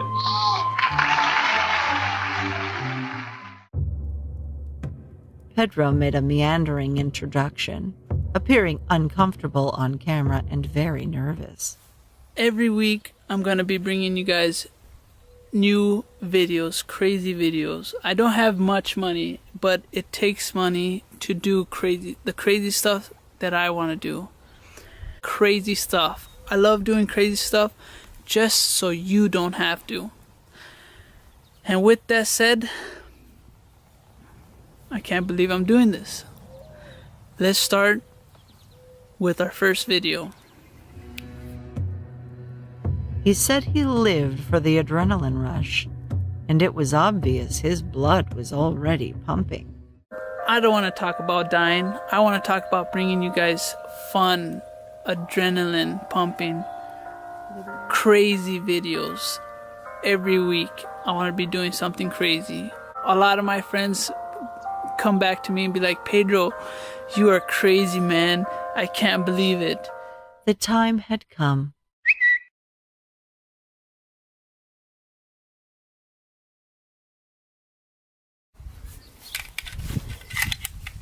Okay,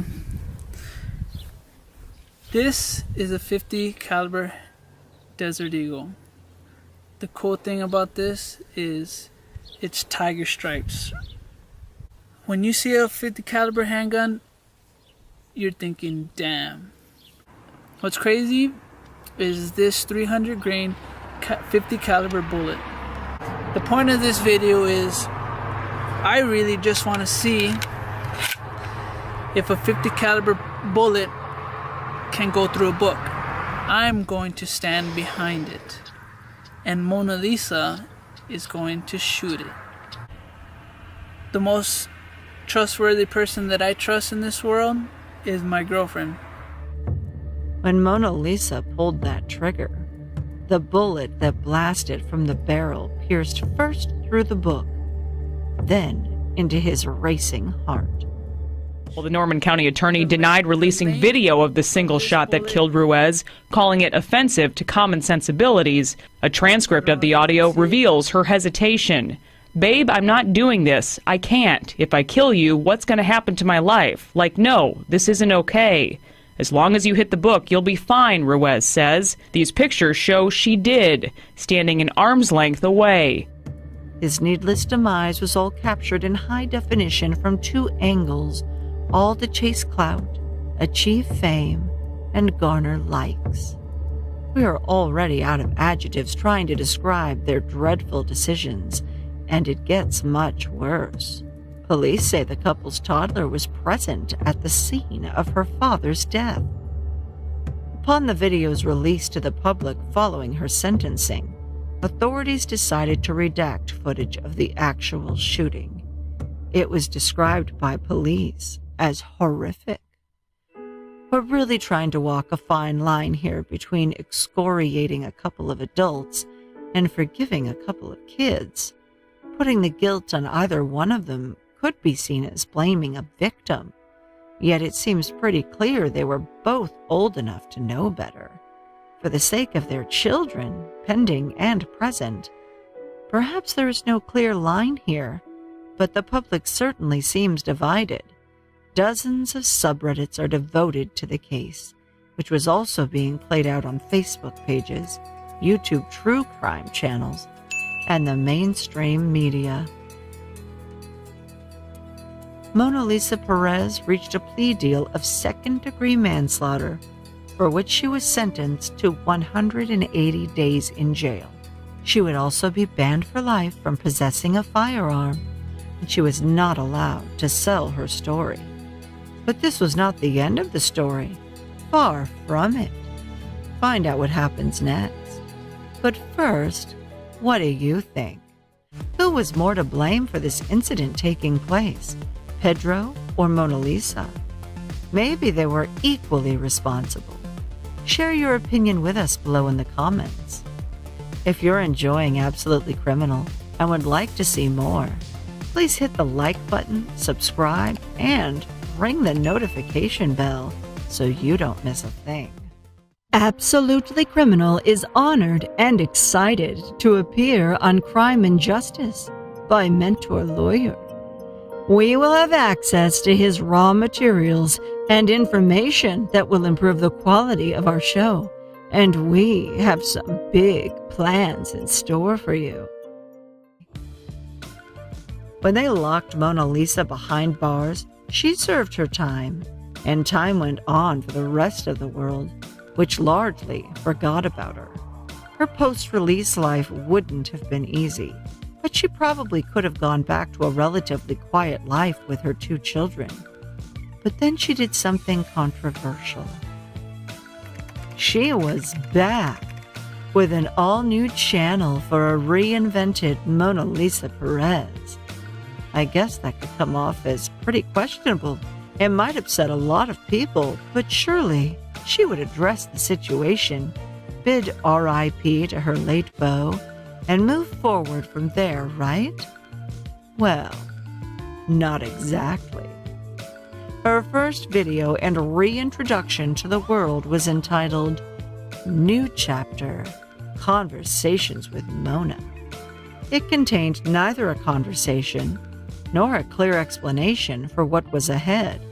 The title even hints at some self-awareness or a determination to change. It turned out to be neither of those. For 8.5 minutes, she neither once addressed the enormous elephant she somehow stuffed in that tiny little room.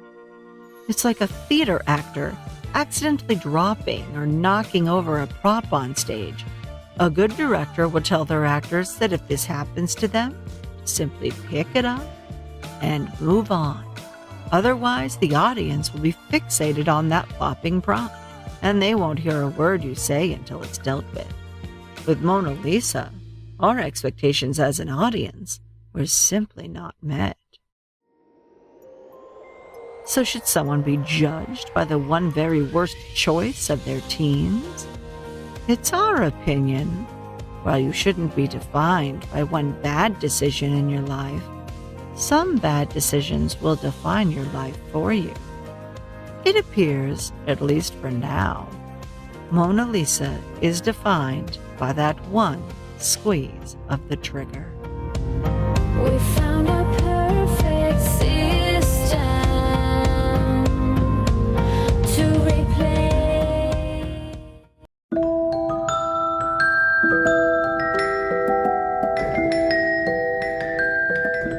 September 18th, 2015.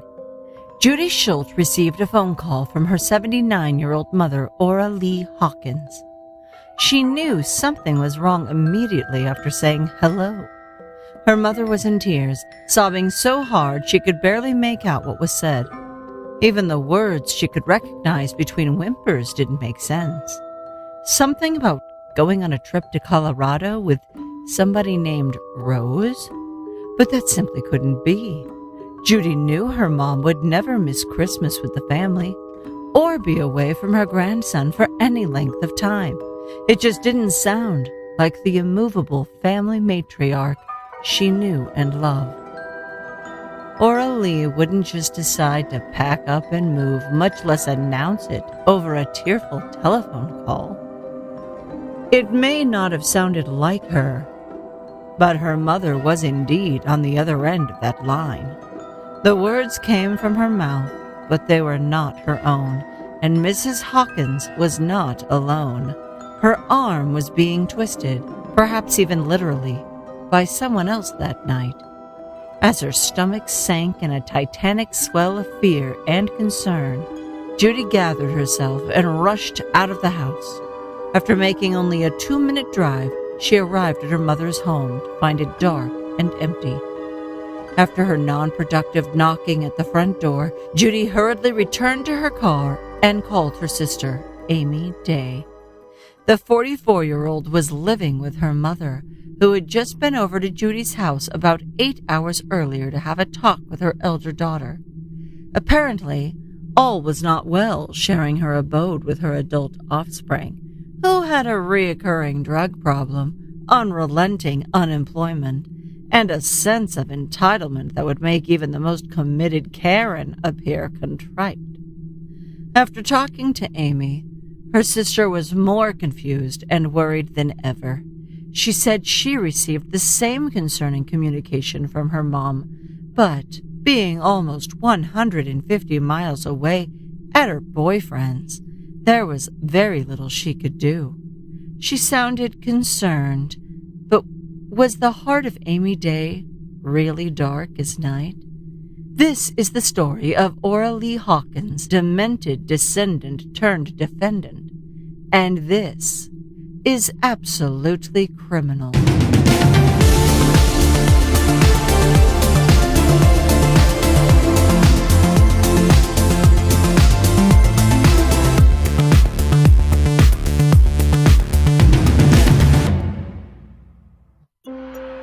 Before Amy Day became the matricidal menace she is today, she was once a respected member of the community. For many years, Amy was an executive assistant to the leaders of the Greater Orlando Aviation Authority, the governmental body that operates Orlando International Airport. In her role at the GOAA, she would often greet prominent political figures, even the president. Amy was flying high, unfortunately, in more ways than one. In 2009, Amy's bosses and coworkers began to notice erratic behavior that suggested she was heavily medicated. After 19 years of presumably sober service, her drugged-out displays were very out of character at that time. To keep her job, she'd have to submit to a drug test. Although the probe didn't reveal any illegal drugs, it could have shed light on her recent odd actions around the office. The GOAA accepted her resignation, and Amy accepted a severance check of just over $20,000. Bookmark your brain here for just a moment and buckle up, Buttercup. Because after this incident, Amy apparently went off the rails in a wild ride that would make Mr. Toad green with envy. She would descend ever more rapidly down a spiral of drugs, theft, and lies. All three of those factors were in play when it came to Amy's final act. Following her resignation in 2009, Amy traveled a rough road that still had occasional detours onto smoother streets. In 2010, she landed a job as a 911 dispatcher for the Osceola County Sheriff Department. A brief respite from a rocky reality was all Amy would get, however. On July 10th, she was loaded on pain and anxiety medications when she crashed her car. And that last bit's not a metaphor. According to the police report, after her single-party wreck, she told deputies in a slurred voice she only wanted to get a taco from down the street. she was arrested on a DUI charge, but in one of the few bright spots she had left, Amy managed to keep her job. Until 1 month later, when further downward she went. In August, she was arrested for DUI twice in as many days. The back-to-back busts were too much to overcome, and she was promptly let go from the sheriff department. Her problems began to compound themselves, having racked up 3 DUI drug charges and at least 2 lost jobs. Then, in 2011, she was sentenced for her trio of transgressions. Her DUI drug charges were downgraded to reckless driving, and she was sentenced to only 22 days in jail. That same year, she would also divorce from her husband. It was such a long fall in a very short time from just 2009 when she veered off of a career path and slammed headlong into a brick wall of consequences. And the sudden impact would end one life and shatter a family to shards. When Judy Schultz received the tearful phone call from her mother Friday night, it had been only hours since they were together in person. In the early afternoon of that day, Orly Hawkins came over to Judy's house because she was having difficulties with her housemate. Amy had not only been living with, but off her elderly mother's fixed income. She had a history of drug abuse and addiction, but there was more. Orly was concerned that Amy had stolen her coin collection, and she was growing more weary every day with arguments over household and other expenses. Judy was at a loss, racking her beleaguered brain to devise some kind of innocent explanations that agreed with the circumstances. She could find none. Saturday, September 19th, Judy Schultz tried to reach her mother, spending all night on the cell phone calling everyone she could think of. The pastor of her mother's church said his congregation had no Rose by any name. She wasn't at her boyfriend's house in Chiefland, which is a couple hours' drive from Mrs. Hawkins' home. While searching the home, Judy found her mother's driver's license and credit cards in a locked suitcase. She became increasingly worried and went with her sister to the Osceola County Sheriff Department to report her mother missing. Get ready, because you're about to go on another meandering day trip. On Monday, September 21st, Amy's vast web of lies had finally tangled and twisted around her own neck. Amy was arrested for her many inconsistencies when talking to the police. According to police documents, at the time where her mother theoretically needed her most, Amy was caught in one easily researchable lie after another. She initially said she last saw her mother on Saturday afternoon, but left for Gainesville to spend time with her boyfriend. When police called the phone number Amy had given them, the man who answered had never heard of Amy Day or her mother Ora Hawkins. Later, they would manage to touch base with her real boyfriend, Carrie. But to call him Amy's boyfriend is, well, it's complicated. Here's what he had to say. Amy referred to you as being her fiance. Not true. Not true at all? Not true at all. All right. Me and Amy had a relationship, but it was always out on the table that we weren't exclusive or anything like that. Whenever she came over and whatnot, it was just, we were just friends. Yeah. Okay. How do you know Amy? We've been friends since back in my teen years. Have you seen her within the last 2 weeks? No. No? No. When was the last time that you've seen Amy? It's been well over a month ago. Well over a month ago? Yeah. When was the last time you spoke with her? So it would have been the 20th. The 20th. That was the last time I spoke to her. She called me. She was a little distressed and asked me if I would call law enforcement and tell them that I picked her up at 5 o'clock and dropped her off at 11:30, or she was going to be arrested. Okay, when she told you this, what were you thinking? I was thinking that she was having another DUI problem. I told her absolutely not.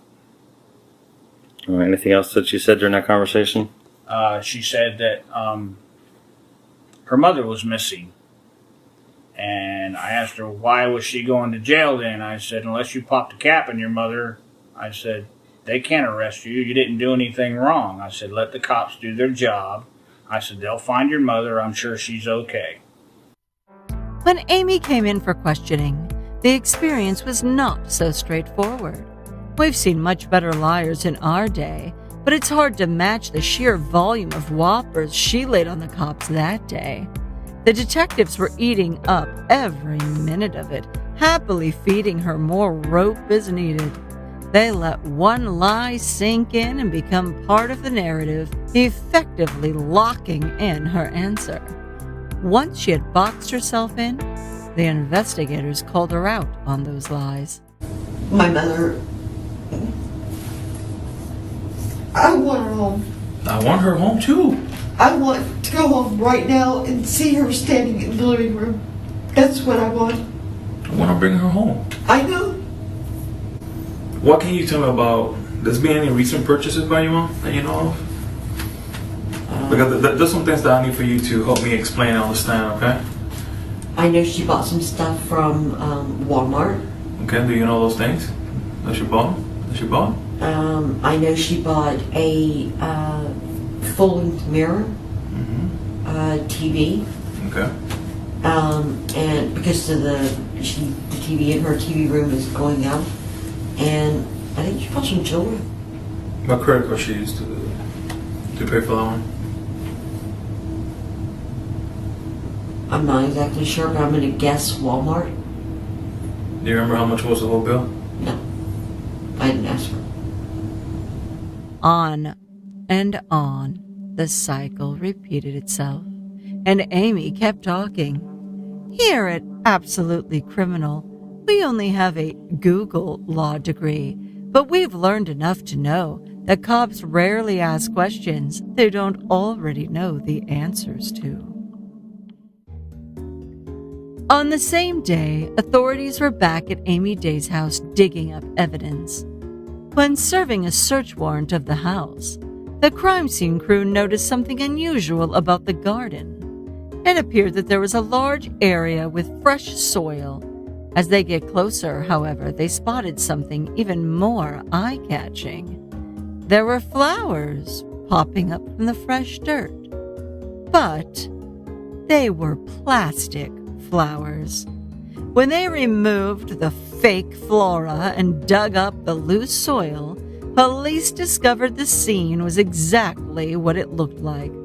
Ora Lee Hawkins' body was buried in that shallow grave, wrapped in garbage bags, a pink blanket, a rope, and coaxial cable. In her closing arguments, Assistant State Attorney Sarah Hatch painted a clear picture for the jury as to the purpose of those items. As you'll see, the victim's body was wrapped first in garbage bags. Then over the top of the garbage bags, she's wrapped in pink blankets tied together with a rough rope and a long white coaxial cable. Now, this evidence is key because it interconnects again with the defendant's statements as to how the body was wrapped. Because what the defendant, if you recall, was asked in her interview with Detective Rios, at that point, she had been told that the body had been wrapped in garbage bags. That was the only information she had been told. It was buried and wrapped in trash bags. So when Detective Rios asked her, would your DNA be on the trash bags? She said, yes. You know, I've handled the trash bags before. He then asked her broader question. Is there, what else would your DNA be on? And what did she list out? Blankets, cable, and a rope. So the forensics team were certainly busy out in the field that day. But what about the digital forensic experts? They turned out to be even busier, as they uncovered even the most elusive ones and zeros from an array of devices. Of those gadgets, the most important one was Amy's phone. It betrayed her privacy everywhere she roamed and helped the detectives to trip her up multiple times.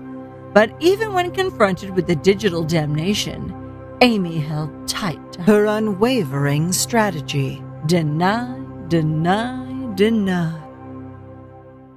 On September 22nd, detectives contacted Amy's childhood family friend, Melissa.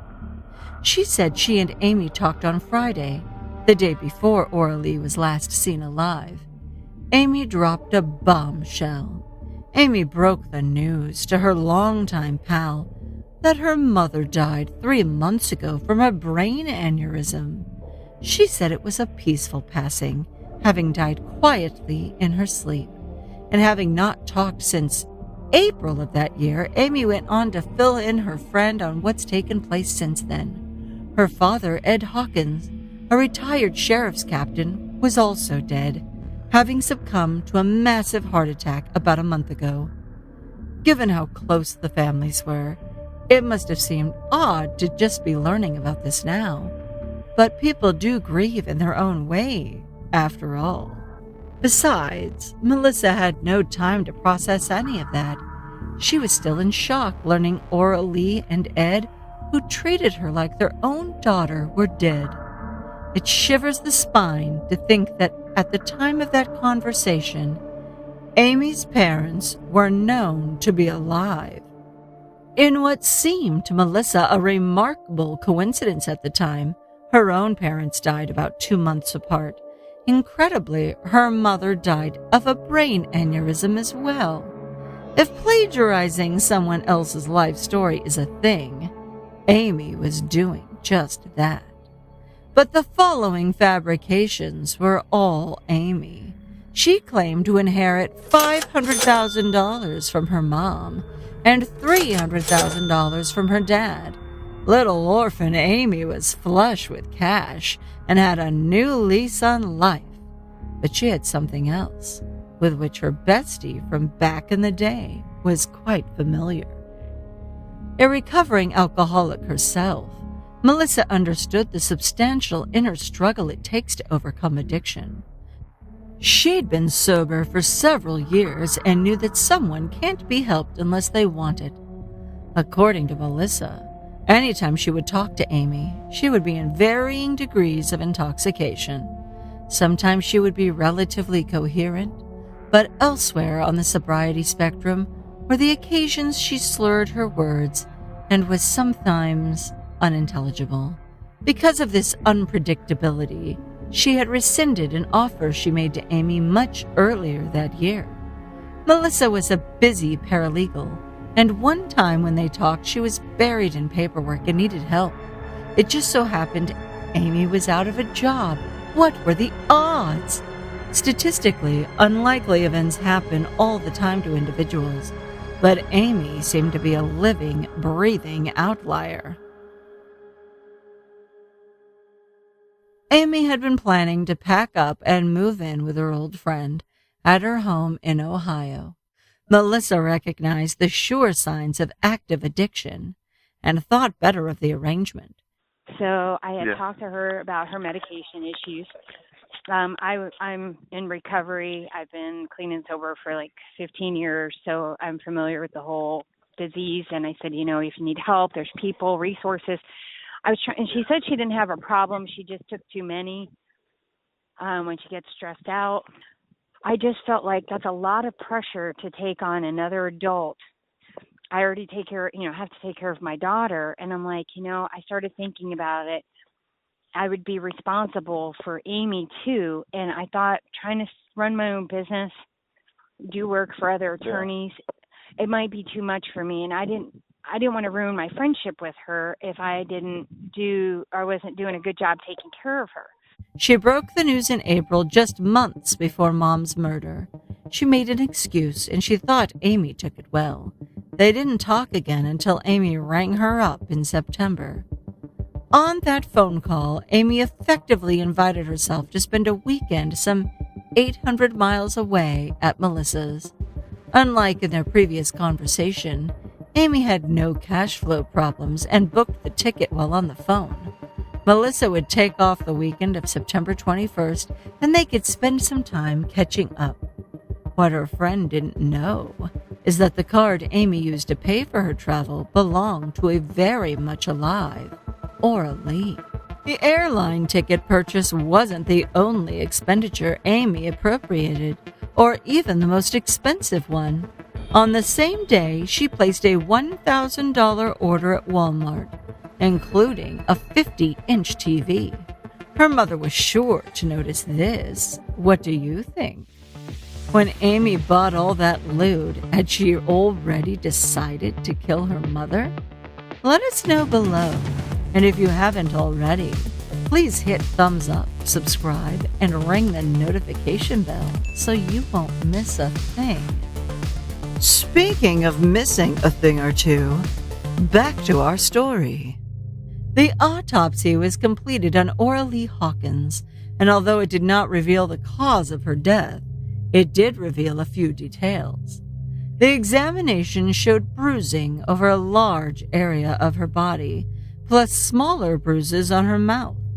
Prosecutor Sarah Hatch argued Aura Lee had a hand placed over her mouth to keep her quiet, but there was no definitive evidence that she was suffocated or strangled.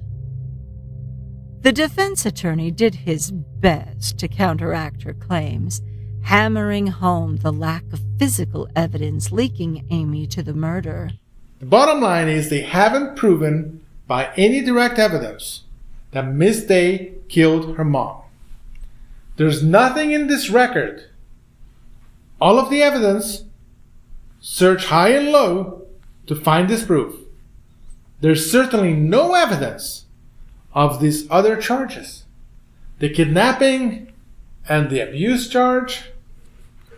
This would require, I would submit, by the women and men of this jury, by you, that to find a conviction in this case will require you to skip over this fact, that there is no direct evidence that she did it.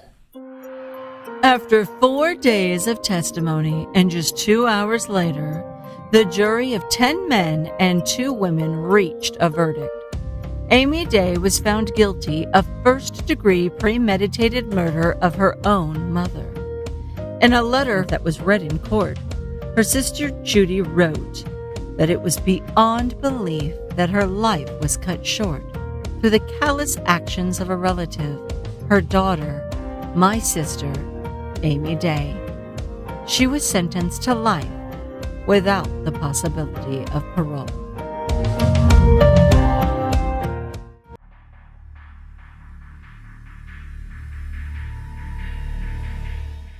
Take a 15-minute break. Ma'am, you may step down. Do not discuss your testimony. You will be back on the stand for cross. Yes, sir.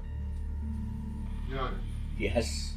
Find out what this defense attorney said to the judge and why it shocked the sensibilities of the court. What happened next was a courtroom drama far more compelling than most crime fiction. In the early morning hours of March 11, 2017, Trevor Summers manipulated his 14-year-old daughter into letting him into their mother's house at night. He was estranged from his wife, Elisa, and the couple had mutual restraining orders against them. You won't want to miss what happened after that, because this is absolutely criminal.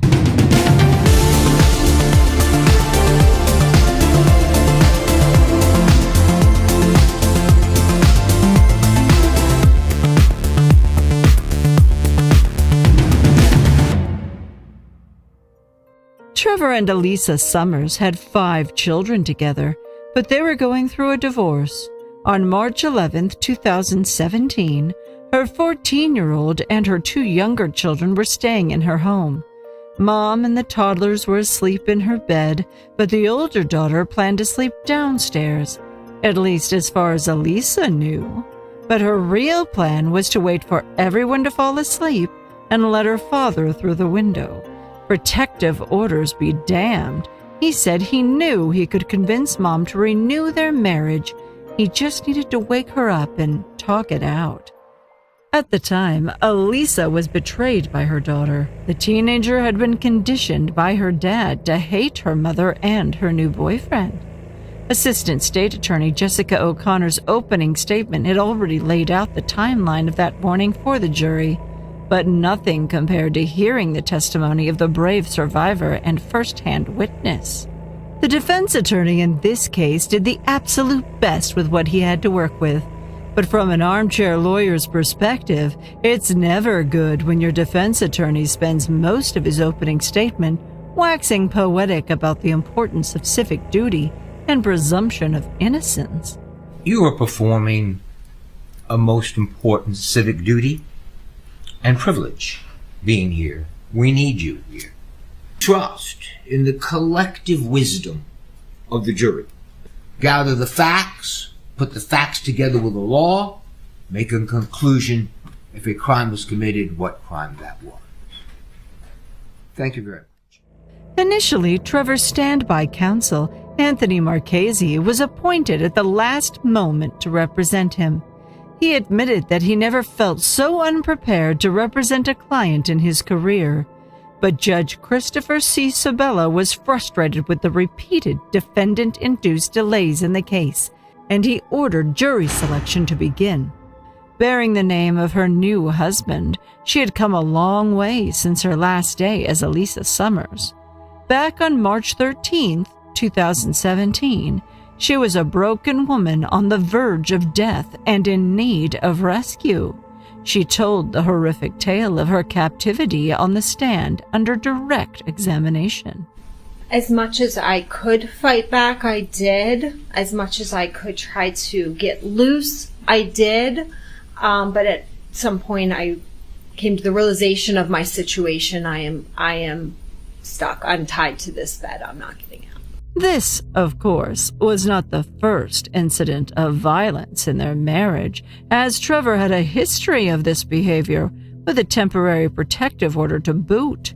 That resulted from an incident less than a month earlier. Trevor Summers held me against my will at knife point on February 18th. He contacted me and wanted to do a marriage settlement agreement. He was being extremely kind to me, said that he was accepting that the marriage was over and that he had already prepared the marriage settlement agreement, but asked me if I would have sex with him one last time in our marriage. So is that something that you did agree to? I did. Was that sex consensual? Yes. And so what happened after that? The notary came and we sat with the notary. We had the forms notarized, 50-50 custody of the children, child support and alimony, and just an agreement of splitting holidays and things along those lines. And was he going to provide you a check on that day? Yes. What was that check? Couldn't be in the It was $25,000. The uneasy peace the couple were enjoying would only be temporary. You see, when a man like Trevor Summers is given an inch, he takes a light year. Elisa was adrift in a familiar eddy of abuse and apologies. What happened next? He asked me if I would stay and have a drink with him. And did you do that? I did. He said, well, now that we have signed this agreement and it's notarized, it's kind of like we're not married now. Can we have sex again? And I did. I ate with him, and then I said, I really have to get home to the children. I need to leave. And he said, oh, I almost forgot I have something else for you. And we went back inside, and I followed him in to the house and followed him into the master bedroom. And he turned into the closet and turned back and pushed me down onto the bed and pulled a knife out from between the mattress and the box spring. And he held a machete at my chest. He told me that he was not okay with the divorce, that what I had done and destroyed the family, that he was not going to take this, and that I was going to stay and listen to him. I was held for a few hours and just sat on the bed. Eventually I was able to talk him down, calm him down, and I got into my car and left. And prior to him letting you leave, did you promise him that you were not going to call the police? I did. Once you left, did you in fact call the police? As soon as I pulled out of his driveway. After being terrorized, tied up, and tied down to the bed, she used her intelligence and persuasion to escape the situation. The court granted her an injunction prohibiting Trevor from contacting her. Now back to the afternoon of March 11th. Controlling Trevor continued to secure his prey with various household items. I got first tied up about approximately 6 a.m. on that Saturday morning. After he used the Christmas lights to tie me to the bed rails, he went and got the vacuum, and brought the vacuum in and used the vacuum cord to go underneath the mattress and wrap around. Was he aware that you were moving on romantically in your life? Yes. I had met someone. I had met Jeff Matthewson, who is now my husband, but at the time we had just met. He was intent on punishing Elisa for moving on without him. He gave her fictitious hope that she'd be let go, floating his implausible plan of escaping to international waters. Did the defendant have problems with the fact that you were moving on from him? Yes, in our marriage I was never allowed to speak to a man or have men on my Facebook or have anything to do unless it was supervised. He started telling me that he was going to disappear. He was getting a boat to international water. He had chartered this boat that was going to take him out of the country, basically no papers, no questions asked, and that he would be leaving approximately at 9 a.m. It's like, okay, 3 hours and I'm going to be fine in 3 hours. Are there conversations that are taking place during this time? It was a lot of kind of rambling type conversations. He would just talk about just random things about money in offshore accounts, and he's got this boat and he's going to the islands. Every ounce of mental energy she had was focused on just getting through to 9 o'clock. That's when her international man of mystery would charter a boat and disappear forever. While it's true to say Trevor had an exit plan, it likely didn't involve the two of them surviving. Every time Elisa thought she had the end in sight, Trevor would move the goalposts. So 9 o'clock came and went, and approximately 10 o'clock he comes in and says there's no more boats running. They only run them at nighttime. I'm going to be here until night comes. He started to undo all of the things that had me tied to the bed, undo even the scarves, and completely untied me. He started to remove my bottoms and proceeded to have sex with me. Was that with your consent, that sex? No. What was going through your head at that time? Just need to get through this day. I'll just get through this day. What happened when the sex was over with? I was now untied. I was able to get up and put my bottoms on. At this point, he is staying right on top of me, not allowing me to have kind of free range of things. So he is just his body like right up against my body. The worst was yet to come. As Elisa was about to be hogtied, Summers used her thumb to unlock the same iPhone that he'd earlier recruited his children to spy on for information about her love life.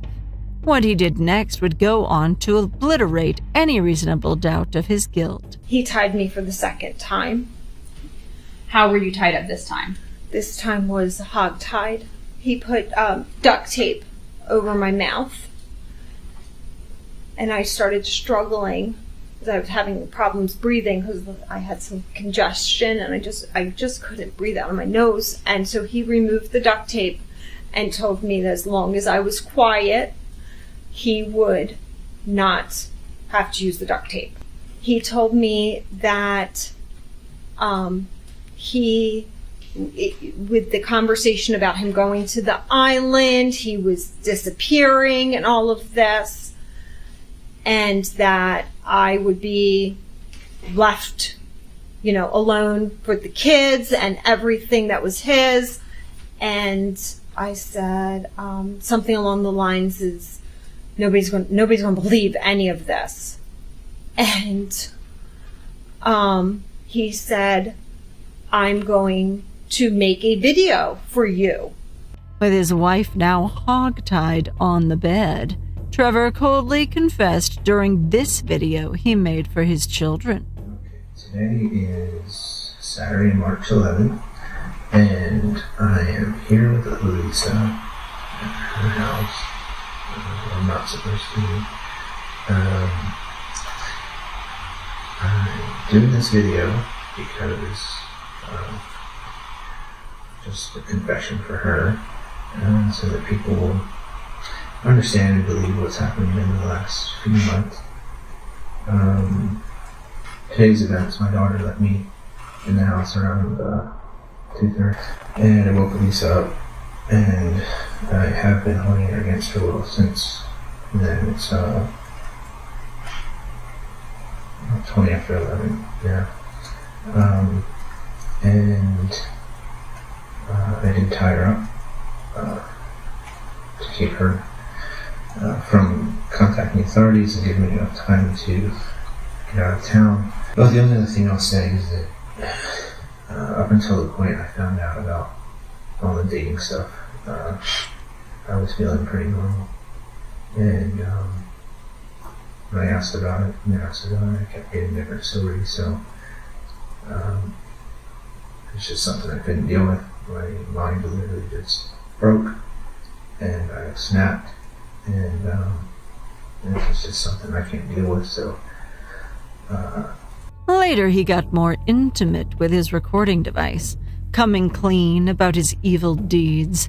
After fessing up to tying up and kidnapping their mother, he got misty while addressing his offspring. It's one of the only 2 times we've spotted genuine emotion in this monster, the other being after he later cross-examined his children in court. But we're getting ahead of ourselves. Here's Trevor. The things that she's told you about me being good at manipulation and control and lying is true. And tying her up today and all that is true. I don't know what's really broken in my head with all this stuff, but I need to go away and sort it out. And I don't know.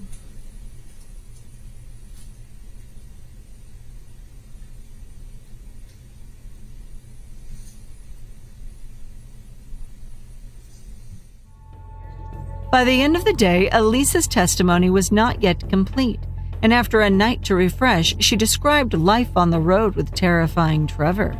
His hunger must have been fueled by his felonious activities, and they did what countless other couples must have done that morning.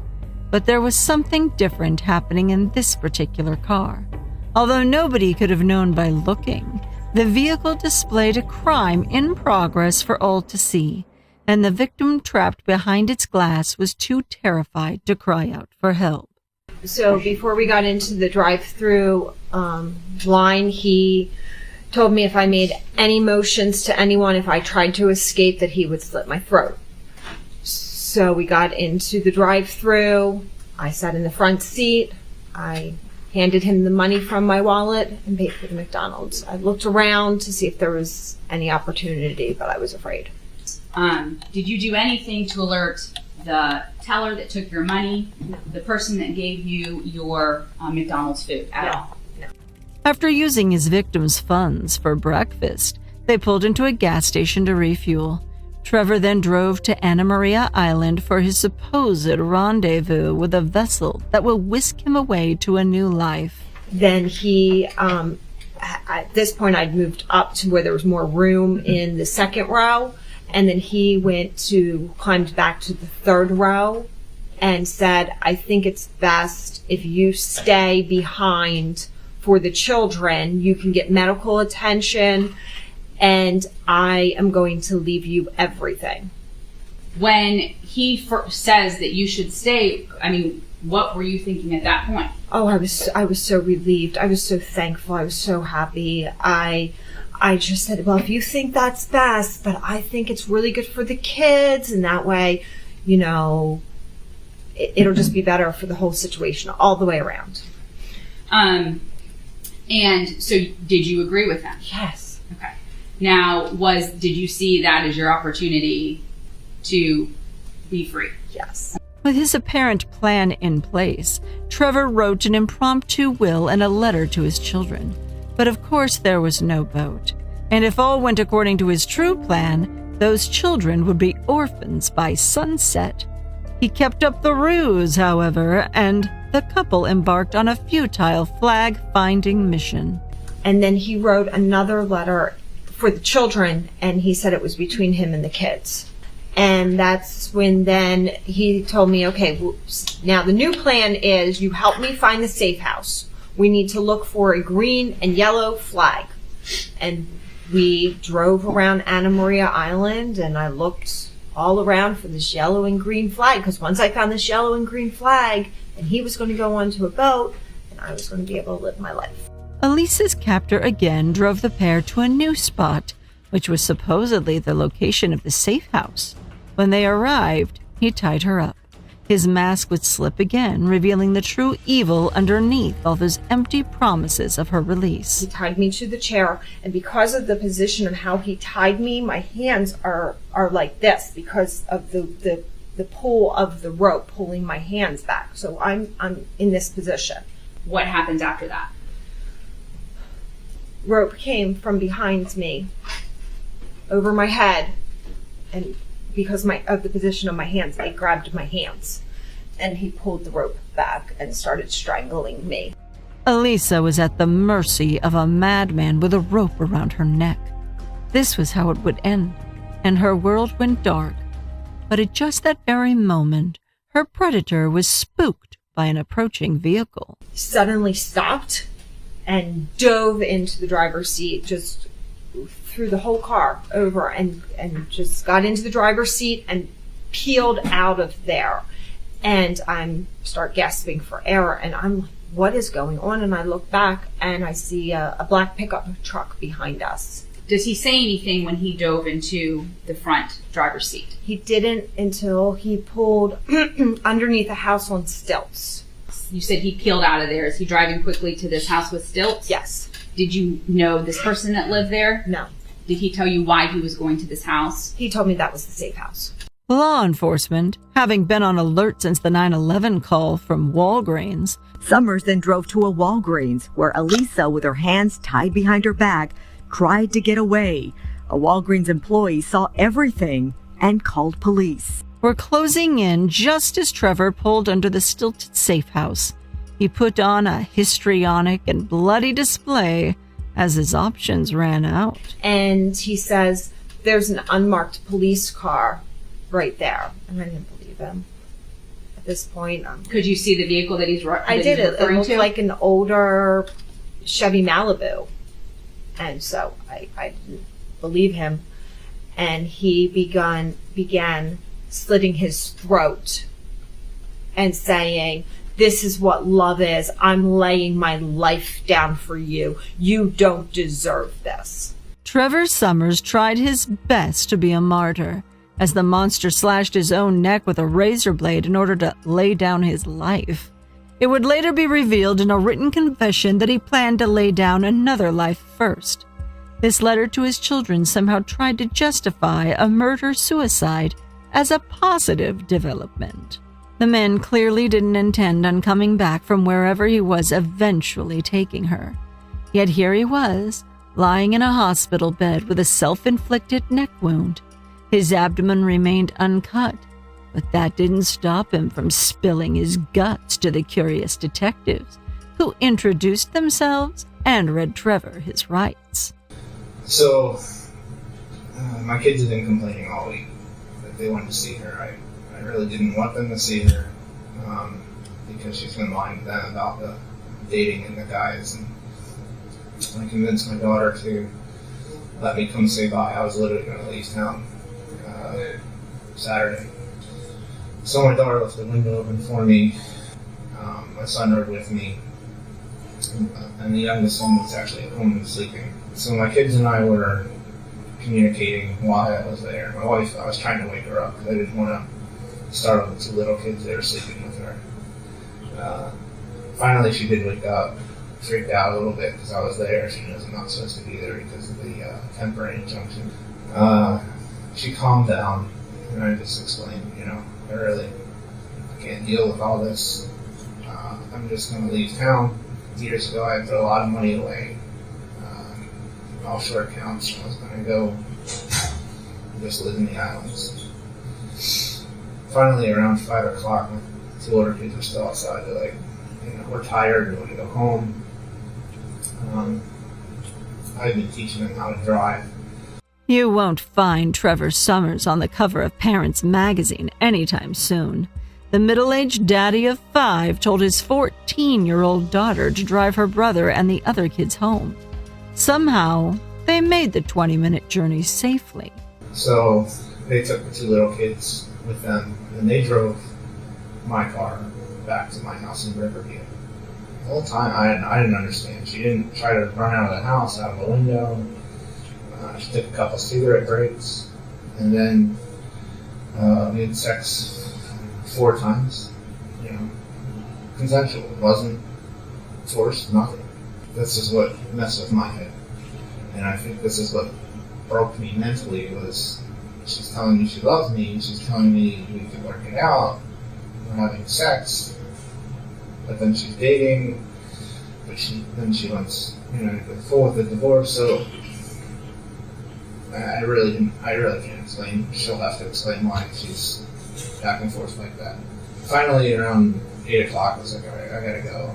I gotta go say bye to the kids, and I said, you gotta give me time to leave, to get out again. And she said she would. I said, okay, I'm gonna tie you up again. And she willingly let me tie her up. Then she started mouthing off about this, that, and the other. I said, I can end this right now. And I just grabbed the pillow and put it over her face, and I just listened to her. And I was just being an ass and, pretending like I could suffocate her. And I took it off and I said, can you just relax? Can you calm down? Relax. It's just me breaking into your house at an unknown hour of the night and grabbing you by the ankles. Relax. And she said, you know what? Why don't I just go with you? And so I said, you really want to go with me? You want to leave the country with me? And she said, yeah. I said, okay. I said, the kids will be fine. Our pastor and his wife can take care of them, or my parents. I said, the kids will be fine.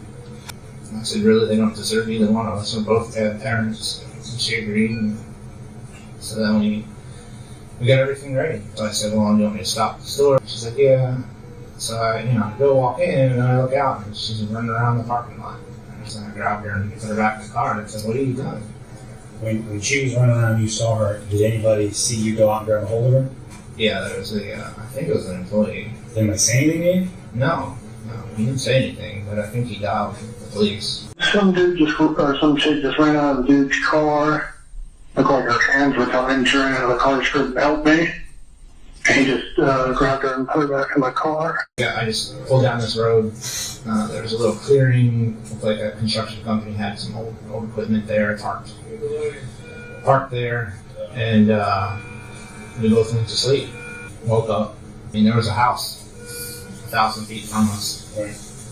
And I'm sure people live there if the lights were on at night. So you're under the impression now that she wanted to be with you, or she was okay being with you? She was okay. She still wanted to go with me, leave the country. So then we talked. Started making our story on what we would tell the police.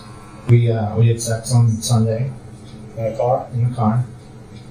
I gave her oral sex. She had an orgasm. We had regular sex. She had an orgasm. And I said, I don't get it. We're together. Everything's good. Our love life's good. Then we said, well, let's leave around like 5, 6 in the morning. We'll head towards. First, I said, let's go to Anna Maria Beach. So I think there's a charter we can get there. I said, I can't live this life, you know. I said, so I'll lay my life down for you, and grabbed my own knife and started cutting my neck. The state of Florida had just finished questioning its star witness, Elisa Mathewson. It was close to the time of the usual mid-morning break, so the jury was excused, and all those present got up and stretched their limbs. 2 of the arms reaching skyward at that time belonged to defense attorney Marchese, and he was flagging down the judge, delivering breaking news to His Honor. Sabella reacted as if he knew something big was coming. Yes, sir. Your Honor. Yes. I have been informed by Mr. Summers. Yes. That he wishes to discharge me as lead counsel. Okay. He wishes to exercise his Sixth Amendment right, to represent himself. And I've explained to him that should he choose to do that he may have to do that throughout the remainder of the trial. That's absolutely correct. So I think he wants to address the court now. The bailiff also has issues. We can do this at the break because they have to do other things if he is going to represent himself. But this is where we are right now. Okay, I appreciate the heads up. Let me talk to Mr. Summers at this point. Mr. Summers, you have a request of the court, sir? Yes, Your Honor. What is it? I would like to resume self-representation and discharge Mr. Marchese as lead counsel. And you believe that to be a wise decision? Yes, Your Honor, I do. Judge Sabella quizzed the defendant in order to properly convey the gravity of his circumstances. You want to represent yourself? I do, Your Honor. After seeing how it's going, I'm comfortable. You understand the potential consequences if the jury finds you guilty as charged? I do, Your Honor. Punishable by life in prison. You understand that? I do. And you want to represent yourself? Yes, sir. You understand that I am telling you that Judge Fuson has told you that it is not a wise, we do not consider it a wise decision. Do you understand that? Yes, Your Honor. All right.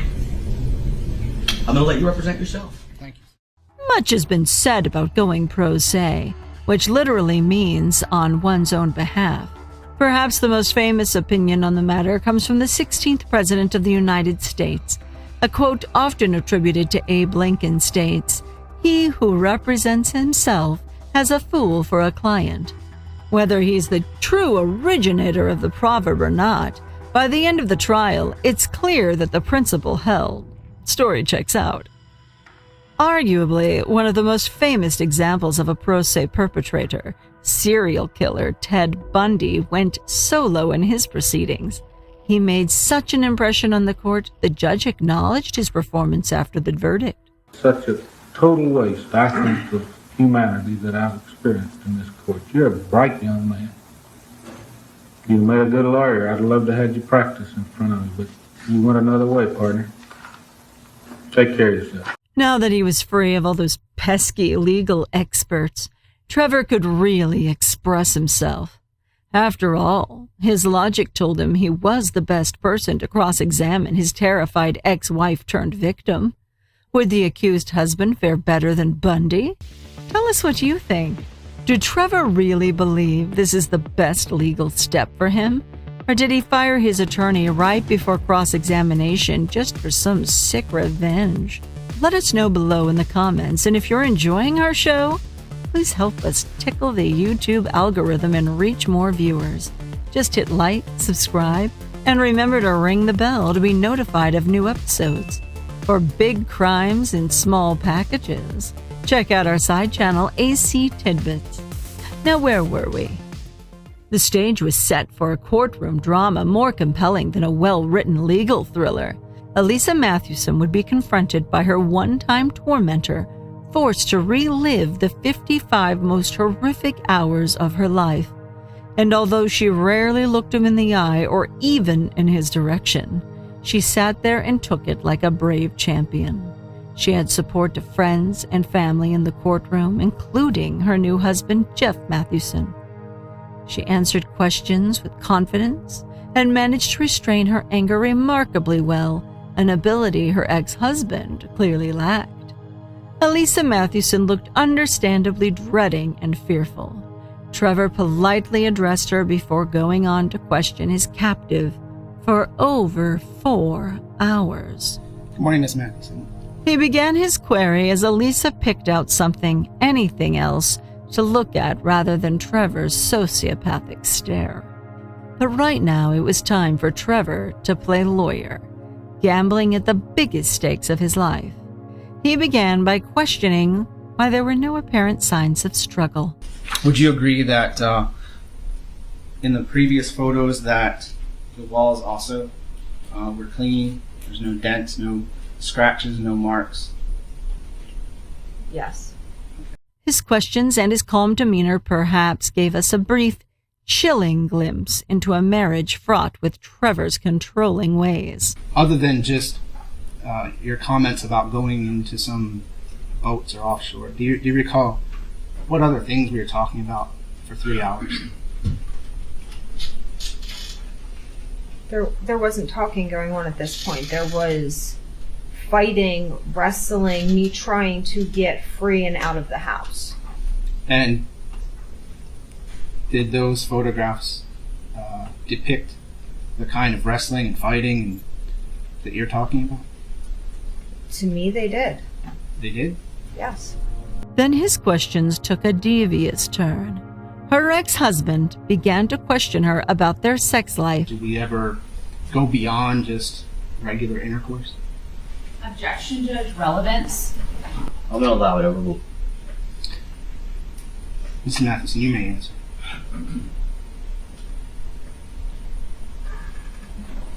I was a teenager when I began dating you. I'm sorry, can you answer the question? I'm answering the question. Wait. Don't cut her off. But unless you intended to narrow the scope. I just didn't want to get into the history that she's starting out with. I did want to just ask. Well, do you have a more specific question? I asked during our marriage. I didn't ask about her teenage years. She started out with her teenage years. I asked about our marriage. Did we do more than just regular intercourse? Well, do you have a more specific question than, that's a broad more than, you have a specific question during the marriage? Okay, I can be specific. Did we, during our marriage, use peripheral objects in our sexual activity?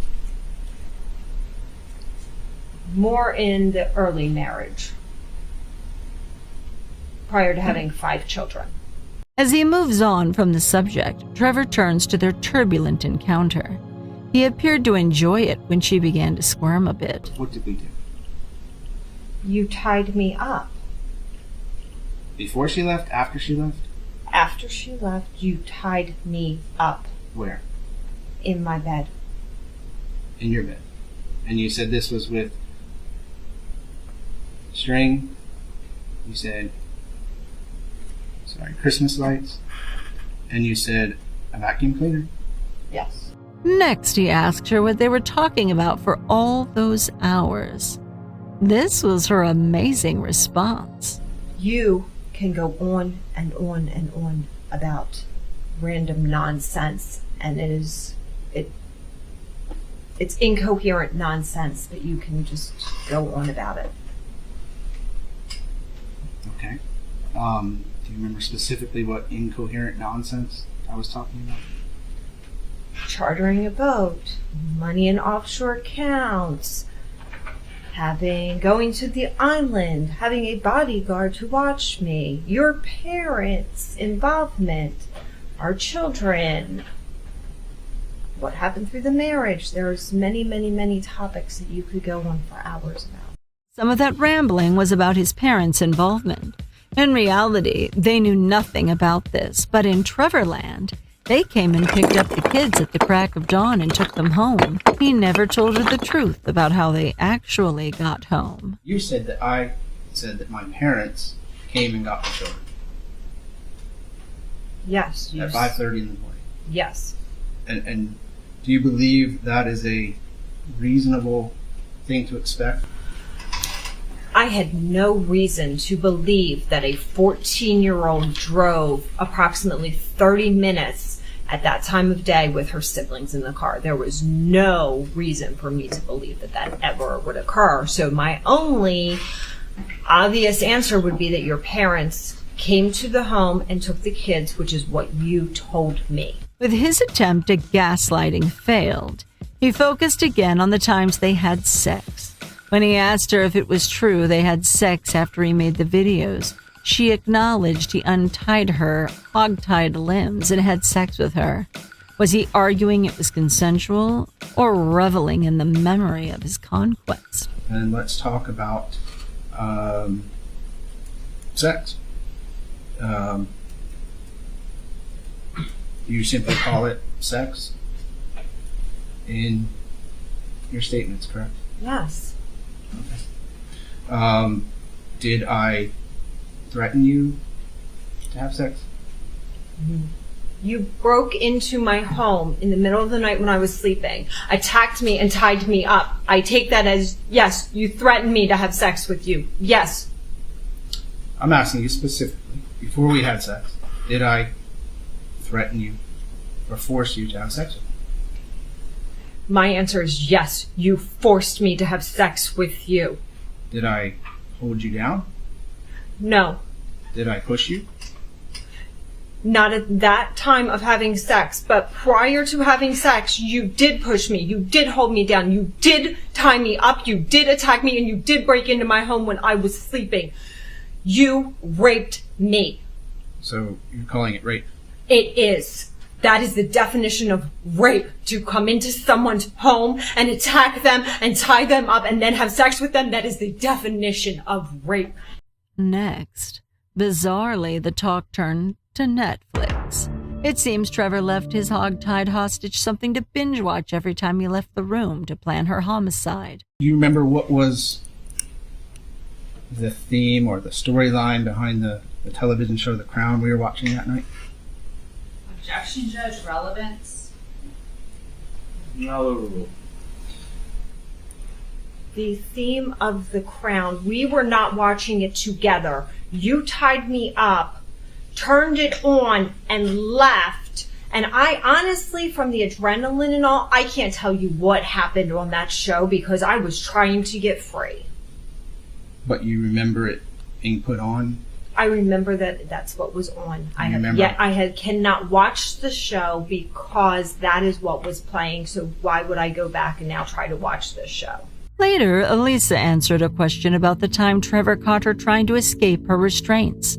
He was not pleased and immediately imposed his will. And then after some time, I started wiggling and trying to get free, and you opened the door. And you came in and you put the pillow over my face with full force. Okay. Your statement was that you knew I was going to kill you when you saw my face. Correct? Yes. How did you know what was in my heart? How did you know what was in my mind? All I saw was an expression of evil and hatred. And at that time, my thought is, he's here to kill me. I'm going to die. Did I say I was going to kill you? No.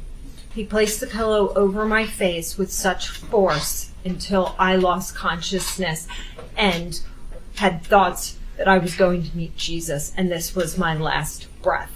That is why I have reasons to believe that you were there to kill me, because I came that close to death. Trevor Summers had almost reached the end of his questioning, but there was one subject he just couldn't seem to drop. Their sexual encounters.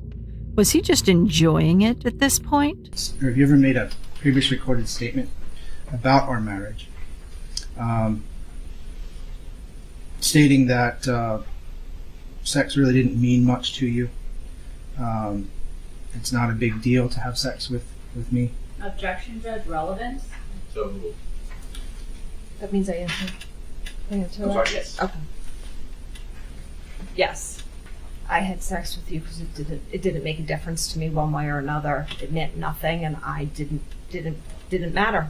Regardless, the final verbal scuffle with her real-life attacker ended triumphantly in her favor, as her final words on the stand were the perfect summation of her strategy to just stay alive. You say I'm promising you money from offshore accounts and all these other wild things. Was it the same thing? Did you have sex with me because it didn't matter? No, I had sex with you so I didn't die. That is what happened this weekend. That is the biggest difference. I was staying alive, and I had sex with you to stay alive. After hearing from a few more witnesses, the sides gave their closing arguments and the case went to the jury. They wouldn't need long, and after 7 hours of deliberation, they had a verdict. Mr. Summers, I'll ask that you please stand for the publishing of the verdict. State of Florida versus Trevor Stephen Summers. Count 1. The defendant is guilty of attempted murder in the first degree. We, the jury, finds as follows as to count 2. The defendant is guilty of attempted in the first degree as follows as to count 3. The defendant is guilty of kidnapping as charged as to count 4. The defendant is guilty of sexual battery by a person 18 or older, count 5. The defendant is guilty of sexual battery by a person 18 or older, count 6. The defendant is guilty of child neglect as charged, count 7. The defendant is guilty of child neglect as charged, count 8. The defendant is guilty of child neglect as charged, count 9. The defendant is guilty of child neglect as charged, count 10. The defendant is guilty of grand theft motor vehicle as charged, count 11. The defendant is guilty of violation of domestic violence injunction as charged. So say we all, dated this 26th day of August, 2022. Trevor Summers is scheduled to be sentenced on October 3rd and faces up to life in prison. As for Elisa Mathewson, she's won the support of her children back from a conniving manipulator.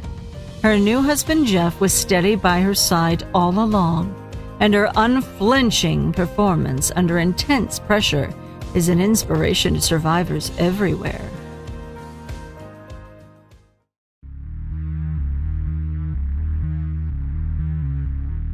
February 23rd, 2020. Sarah Boone was having a good day at her apartment in Winter Park, Florida. The divorced mother has a 9-year-old son, and he was spending the day with his dad. Her boyfriend, Jorge Torres Jr., also known as George, had just returned from Publix, their neighborhood supermarket, with 2 bottles of wine, and she had a fun day of activities planned. There would be painting, puzzles, music, and online movie trailers. Just what I'd like to do when I want a romantic afternoon. She wanted to keep George busy because she knows he's got a lot on his mind. She would be there for him to take on the mental burdens and help straighten out his life. But they were having such a good day together. None of that mattered. She would barely remember it in the morning, but she wanted to show George a good time. It was all puppy dogs and rainbows, until someone got stuffed in a suitcase. This is what happens when 2 grown-ups played a hellish game of hide and seek, and this is absolutely criminal.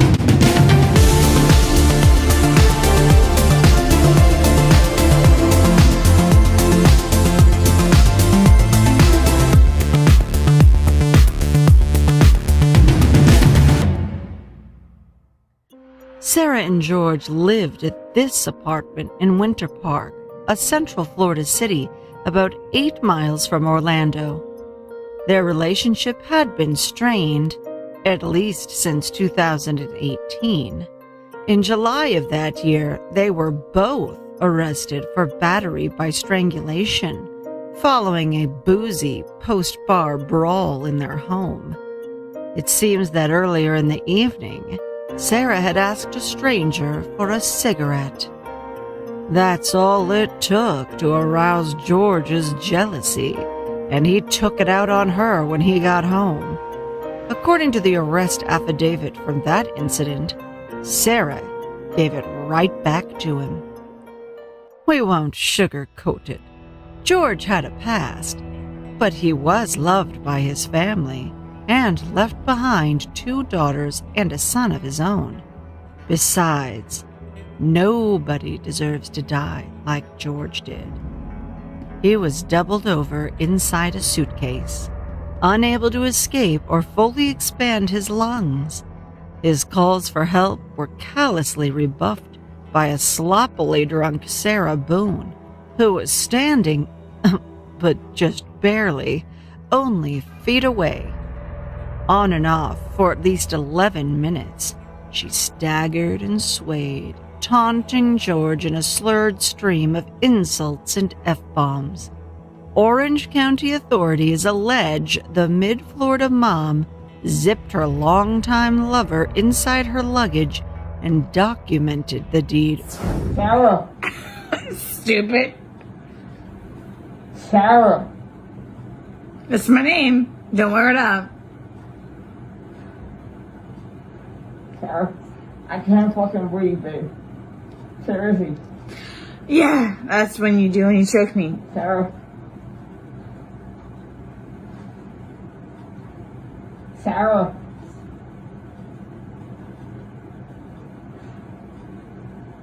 Sarah.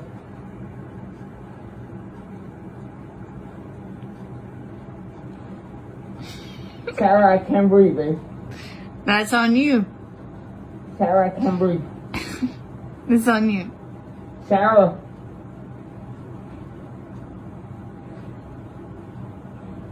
Real or ransom.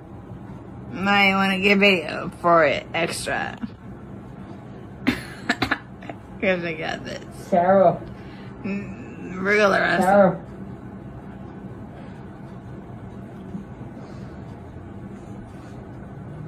Sarah, I can't breathe, babe. Oh.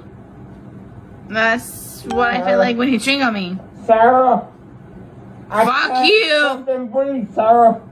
Yeah. You should probably shut the fuck up. Sarah. Shh. Shortly after the camera powered off, so did Sarah's brain, as George repeatedly called her name and told her he couldn't breathe. Sarah admitted she simply stumbled up the stairs and went night-night.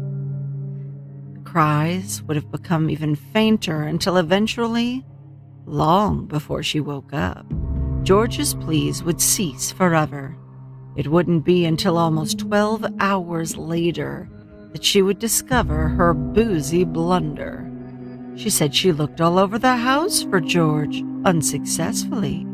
She couldn't quite recall everything that happened the night before, but as the haze cleared from her hemispheres, she made a beeline for the bag. It was still fully zipped up, and inside was George, stiff and purple. Sarah knew what she had to do. She picked up the phone and dialed. Her ex-husband, Brian. How does a telephone conversation like that even start? Unfortunately, Sarah didn't archive that for us as well, so we will never know for sure. But we can surmise what was said when Brian arrived 10 minutes later. Call 911. Among doubtless other things. Sarah did so, and then laid out the details for the dispatcher. Now tell me exactly what happened there.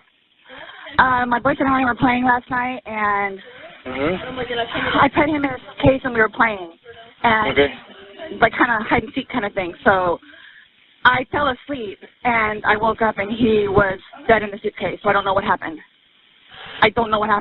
Like he has like blood coming out of his mouth, and I don't know if like he had like an aneurysm or what happened. Right. Okay. All right. Okay. Listen, we're getting help on their team. The public has already gotten to see an extraordinary amount of potential evidence in this case, including Sarah's police interviews and the recordings they extracted from her phone.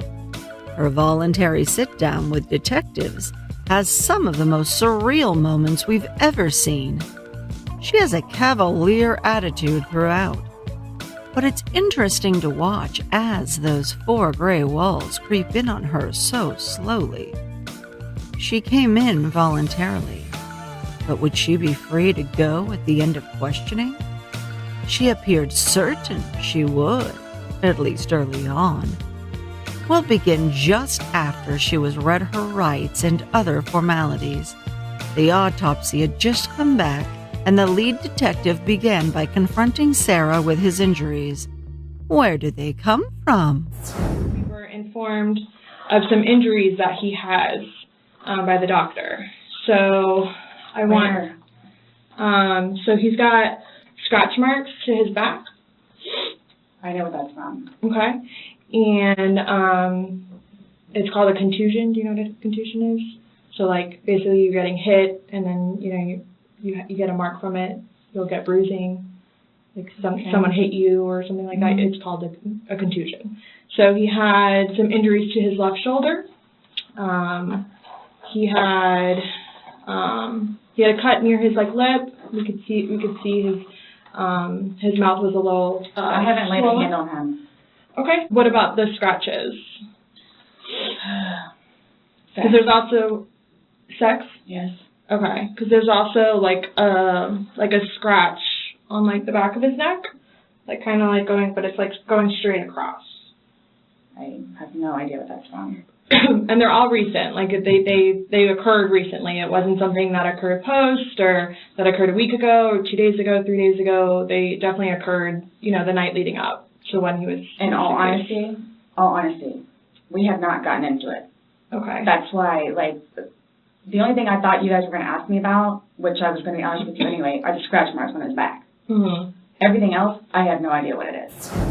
So the scratch marks were from sex, but it wouldn't be as easy to explain away his myriad other injuries. But that wouldn't stop her from trying to float lead balloons, suggesting they were the result of clumsy mishaps. But the victim blaming didn't stop there. She was just getting warmed up.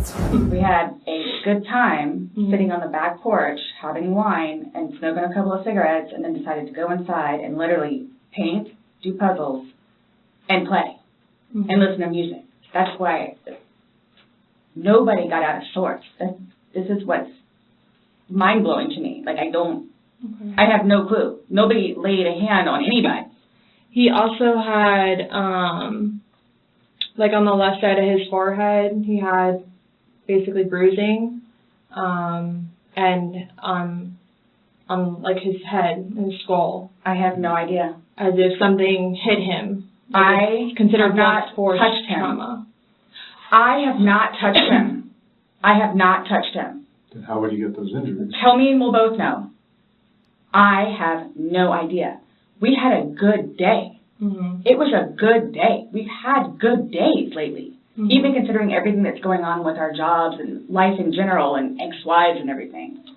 It's been good. Like, I don't even know where this is coming from. You said you guys have been good. What's your definition? I've been good. I don't think you all understand. He comes at me all the time. He comes at me. So it's either I flee or try to go upstairs and go to sleep. Then why are you still with him?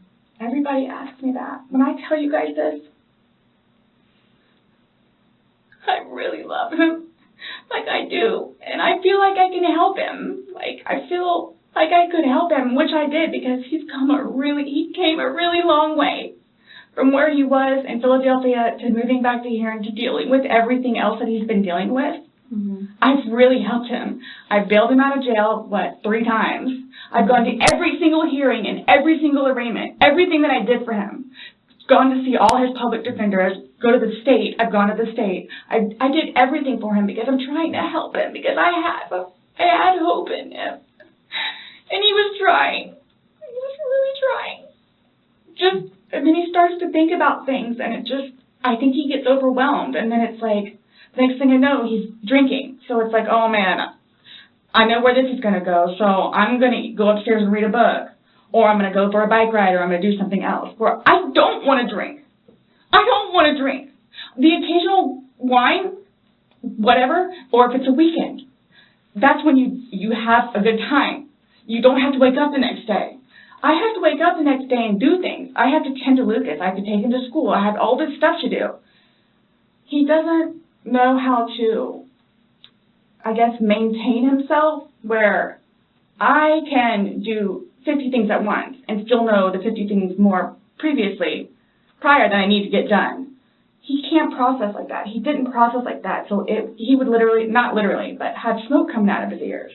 So the next thing you know, he doesn't want to deal with it. I'm going to go get something to drink. So the majority of the time, I would hang out outside or do something else because I don't want to drink. Well, yesterday it made it sound like you guys were just drinking like a glass or two. Like, yeah, you obviously had the bottle, but you told me on recording like that you were not drunk, he was not drunk, you guys were having a good time. I can't get drunk. Number one, I do not want to get drunk. I don't like being non-compos mentis, having my wits about myself. I don't like feeling out of control. Well, thank God Sarah was so dedicated to her sobriety and maintaining her boyfriend. She said she didn't like to be non-compos mentis, a fancy and pretentious way of saying batshit crazy. She had put aside all her selfish desires and toiled for his well-being. This is pretty much the same thing Kim Jong-un tells the oppressed North Korean people. And she went on. I'm just saying, you're making it sound like he's a raging alcoholic today, and yesterday I was kind of asking you those questions, and you're like a little defensive, like, no, we're not alcoholics. I'm not. We are not, but you guys were both sober on Sunday, to your knowledge, because when I said you went and passed out, you were like, no, I didn't pass out, I just fell asleep. So now it's kind of like, what is it? Were you guys drinking and it got out of hand and it got physical? No. Or is it... Sunday was one of the better days that we have had in quite some time. He's dancing with my dog. You can see that too on the pictures, him loving the dog. He loves the dog and dancing around, having a good time, and just being happy kind of thing. Nobody knew George better than I did. I say that I knew George better than himself. And I tried in every way, shape, and form. Ask everyone. I helped him. I took care of him. I mean, is there any chance it got to be too much for you and you couldn't handle taking care of him? And I never stopped. I never stopped. That's what I'm here for. I never stopped. I'm here now because I'm still trying to help him. Yeah, we just don't, it's unexplainable how he got these injuries, and I have no idea. You were the only one with him. 100% right hand to God. I have no idea how he got them. Nobody touched anybody. Despite the self-indulgent depictions of all the defenses she's erected within her own mind, things were about to get very real for Sarah Boone.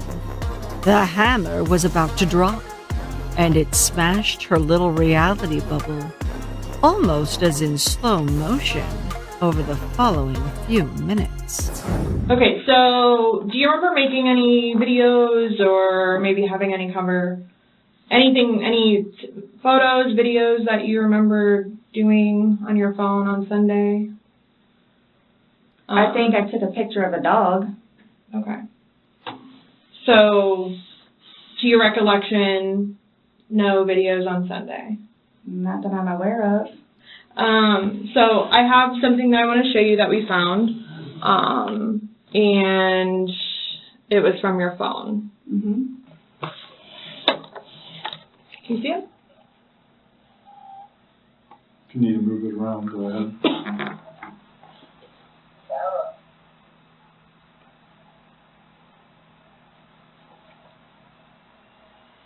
No, I don't remember that. For everything you've done to me. Sarah. That's my name. Don't wear it out. Sarah, I can't fucking breathe, babe. Do I have to watch this? I continuously throw up. I don't sleep. I don't want to see it, if that's okay. Well, it's on your phone, and you can either explain it or we take it for what it is. Yeah. We're just trying to give you the opportunity to tell us what's going on. That's it.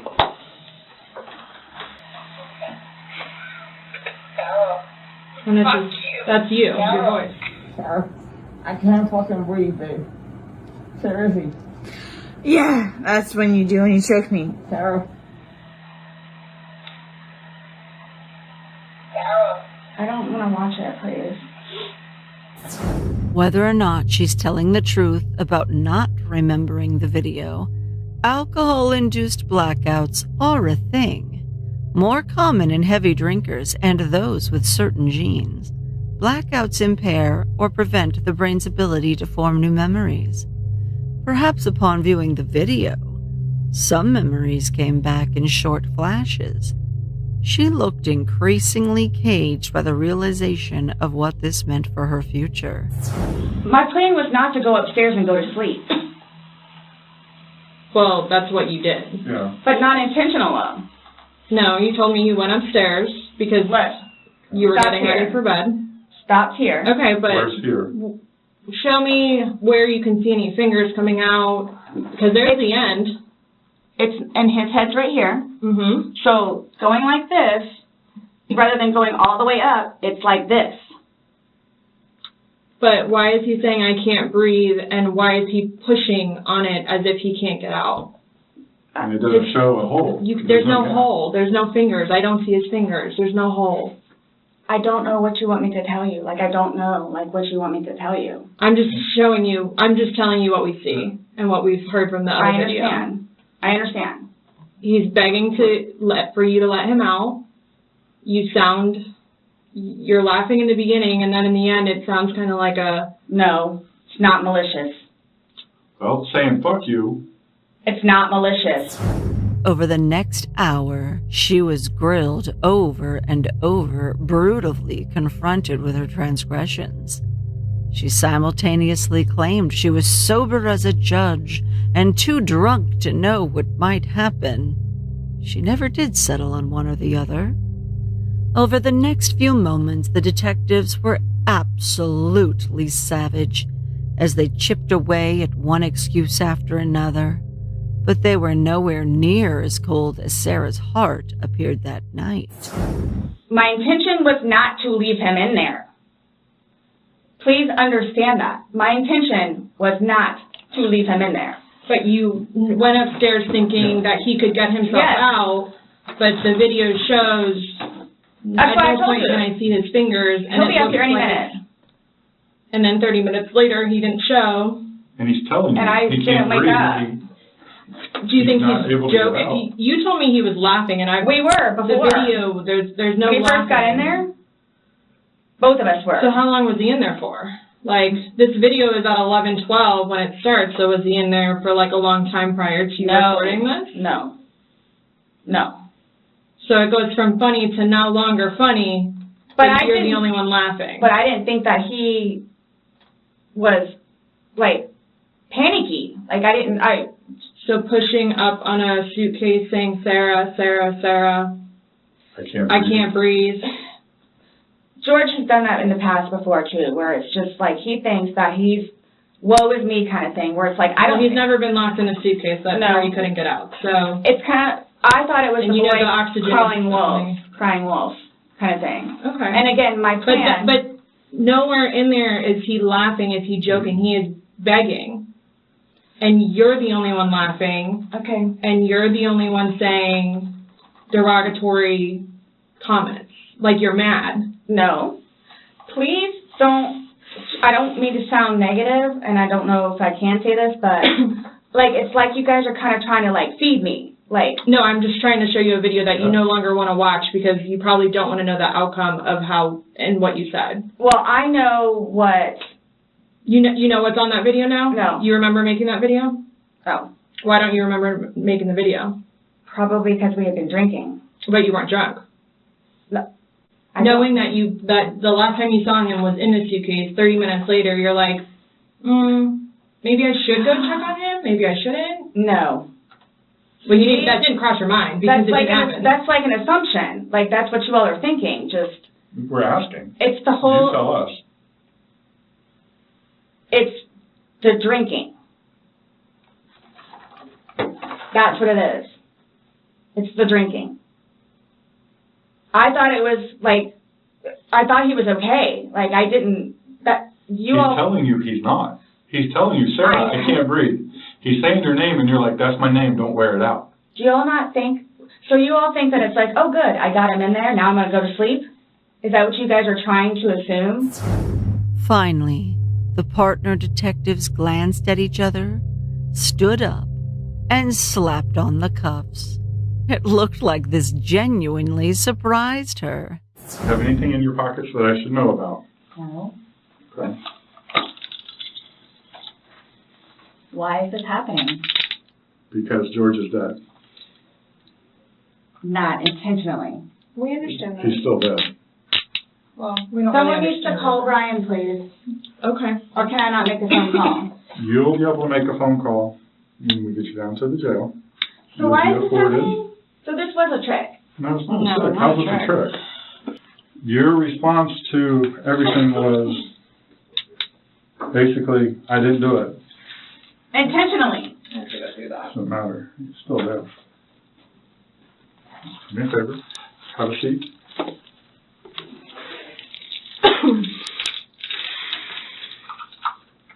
Really, guys? Really? So if I didn't show up. Why is You're this trying- happening? Because Before y'all said I could leave. when That I was done after this, after that. we were done, yes. We were done. Absolutely. So now, so that's what it is, We are done. right?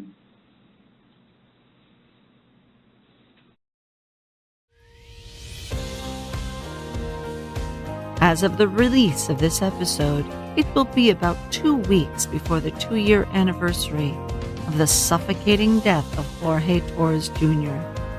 The legal wrangling still continues, with the latest trial date set in May of 2022. Just in time for Mother's Day.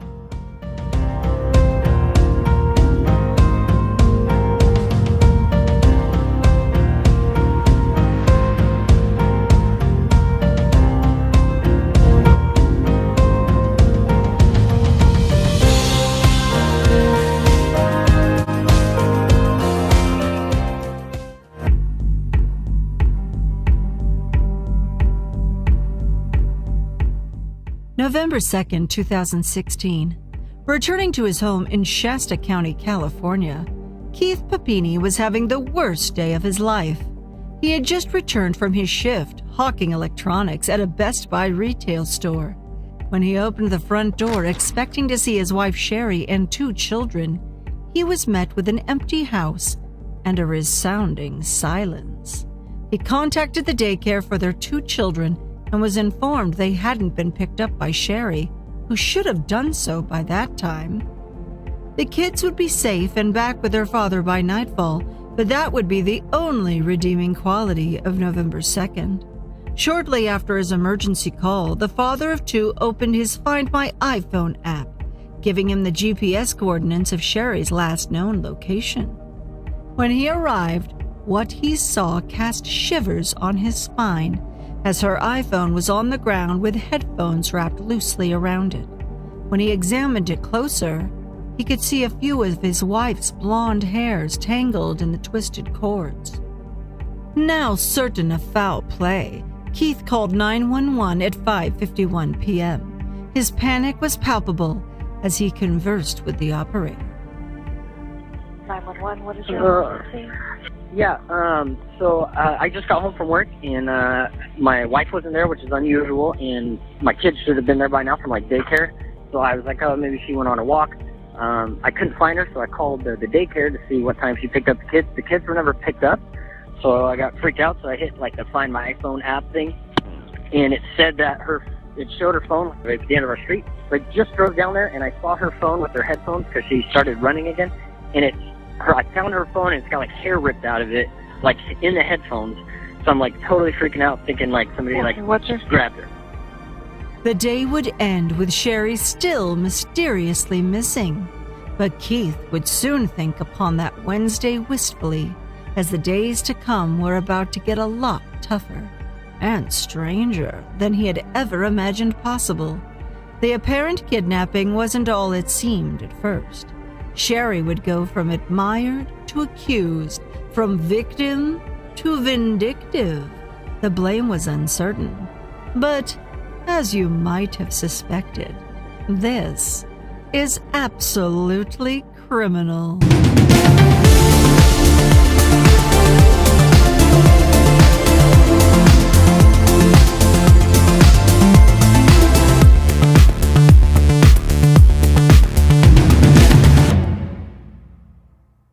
Sherry Papini was born Sherry Louise Greff on June 11, 1982.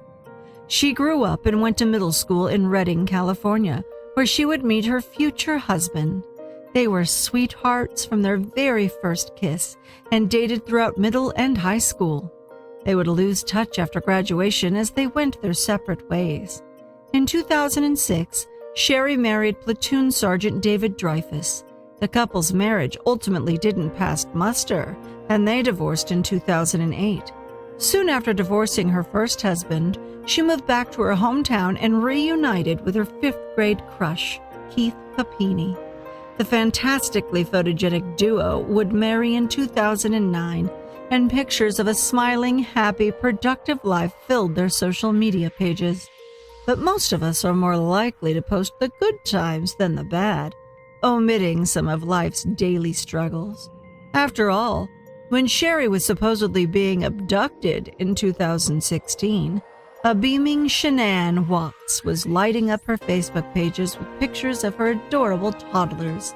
Also, in most of those photos loomed a monster inside the shell of a man who annihilated his family in August of 2018.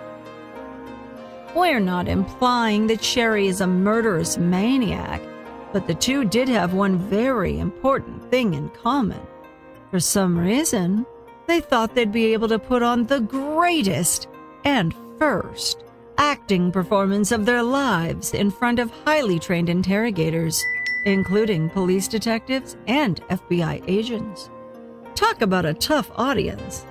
In our unprofessional opinion, both Chris and Sherry are narcissistic chameleons. They have a history of deceiving people and getting away with it. But they made the biggest gamble of their lives, and when the dice hit the felt, they both lost everything. Sherry created an extravagant lie about her purported perps, but the cartoonish description of her captors just didn't ring true. When put on the spot, she went from zero to blame the minorities in one swift motion. Classy. And that tactic has a history. On October 25, 1994, not-so-supermom Susan Smith accused a very nondescript black man for carjacking her at a stoplight. She claimed he forced her to drive several miles before pushing her out of the vehicle and kidnapping her two sons.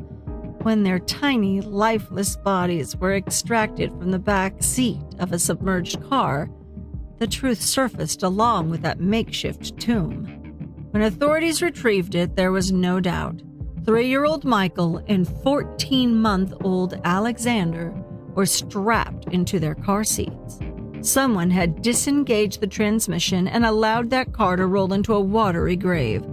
There was no man of any color involved. Susan herself had sentenced her own sons to one of the most agonizing deaths we can think of, as they gasped for air and were unable to swim even if they knew how. She was sentenced to life in prison with the possibility of parole after 30 years. Her case will be up for review on November 4th of 2024. Before the world learned what tragic events supposedly befell Sherry Papini, Keith and his children were terrified. Many people on social media felt there was something missing in this story besides Sherry. Soon a digital doubt fest had begun. Keith defended his wife, casting the naysayers as trolls, just spreading rumors, assumptions, and lies. He also passed a polygraph, clearing him for now in the minds of detectives. But some with more intimate knowledge of Sherry's personality wouldn't have been surprised if she made it all up. It fit a pattern of narcissistic behavior and compulsive lying from her younger years. Cracks in her fragile facade began to show during her teens. On October 1st of 2000, her sister Sheila called 911 alleging Sherry kicked in her back door. Her inexplicable display didn't end there, as later the same day, her father Richard accused her of vandalizing his home. In 2003, while living in that same home, her dad said she stole money from his bank account. That same year, her mother called 911, saying that Sherry intended to harm herself. No charges were filed in those cases. According to one ex, it wasn't uncommon for Sherry to disappear for days, only to return with implausible excuses. The same man said that Sherry also claimed to be a skilled surfer and faked a heart condition at one point. But her family and most of her friends were staunchly supportive, urging the public's help. They even hired private investigator Bill Garcia. He would later say there were inconsistencies right from the start. When Keith found her phone and snapped a picture of it, it seemed to the private eye that the cord was coiled a bit too neatly around the device, almost as if it had been placed there carefully. The list of questions would only grow longer, and Sherry was miraculously returned on November 24th, 2016, literally Thanksgiving Day in the United States. Families across the country prepared for bountiful feasts and lighthearted political discussions. Of course, none of that mattered to Sherry's family. They just wanted her home, and they were about to get a Thanksgiving miracle. She was battered and bruised, but very much alive and thankful to be home. When she arrived, Sherry served up a real turkey of a tale, stuffed with her own desire to be the center of attention. Her supporters ate it right up. For one thing, her descriptions of the abductors were broad and generic, and certain details were fantastical. She described waiting until one of the women's guards was down and slamming her head into a toilet. In retaliation, they grabbed her by the hair and led her to another room, where they held her down and branded her. They used a tool made for burning designs into wood. According to one news report, she was besmirched with a Bible verse from Exodus 21:16. Whoever steals a man and sells him, and anyone found in possession of him, shall be put to death. It's unclear whether the Old Testament tattoo contained the entire text or just a portion. And as we mentioned earlier, the ladies' faces were covered, like 100% of the time, which led to Sherry providing the details for these sketches. Even years into the pandemic, it's still difficult to recognize someone in face mask. So as you might imagine, there was quite a torrent of telephone calls when cops opened a tip line. This unfortunately led police to follow up tips on many women with brown skin who did nothing wrong but hang out in pairs. After many non-productive man-hours, police finally got the breaks they needed. Some DNA was lifted from the panties Sherry wore the day that she was rescued. Cops didn't know who it belonged to, but one thing was for certain: it was male DNA. On August 13, 2020, which happened to be the second anniversary of the Watts family murders, Sherry Papini and her husband were summoned to the Shasta County Sheriff's Office. There had been a break in the case. and Keith was visibly excited as he entered the room. Sherry, on the other hand, well, she didn't seem excited so much as completely frozen in fear. After the couple entered the room, their rights were read and detectives commenced by reminding them it's a crime to lie to a federal officer. All we want is truthful statements because it's a crime to lie to federal officers. Oh, yeah. That's good. Understood? Yeah. Sorry, pretty well that part. So, They immediately confronted the couple with the reason for the questioning. Remember the DNA from Sherry's panties? Yeah, it got awkward real fast. So there's always been DNA out there, and we've done test after testing, and we've just hit wall after wall after wall. But recently, we found a familial DNA hit. So what that does, it just tells us it came from a certain person. So like the mother or the father or a son or an uncle or however that is, it just hits that, and like somewhere in this family tree is where the DNA comes from. Next, detectives whipped out the first of many pictures. This one depicted the room where Sherry said she was held. Is there anything in there that looks of interest or notable? And that's an awkward photo, but Yeah. no.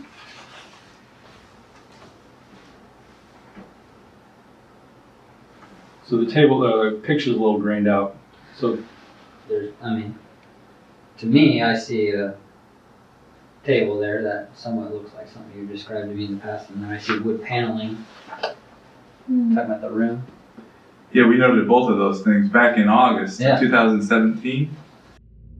Notice Keith was trying to be helpful, noting some details from the picture that matched what Sherry had told him about her surroundings.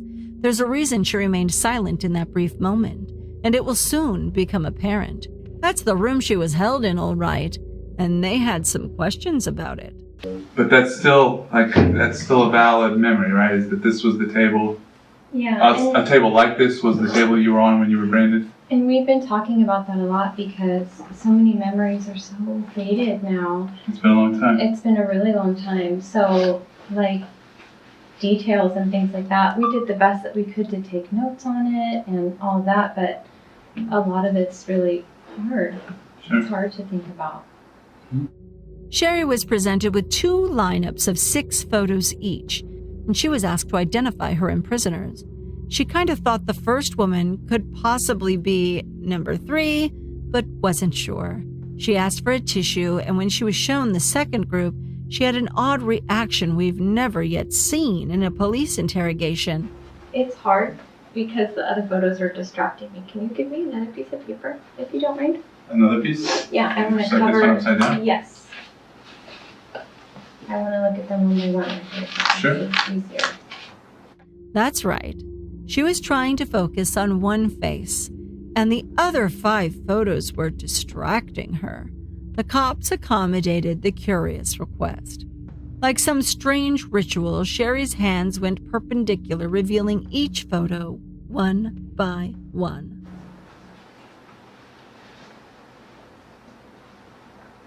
She's got that puffy under those eyes, but I don't know. This is really hard. Take your time. After much hemming and hawing, she picked number 5 in her own way. Like I'm trying not to get my hopes up. I know. I would say right here is what's drawing me to this photo. So on photo number 5, Yeah. Marty, this is the first one we showed you. Detectives were clearly trying to determine whether or not Sherry recognized these pictures of her makeshift cell. She was noncommittal in her answers, saying the wood paneling and sheetrock looked familiar, but the width of the window pane was way off.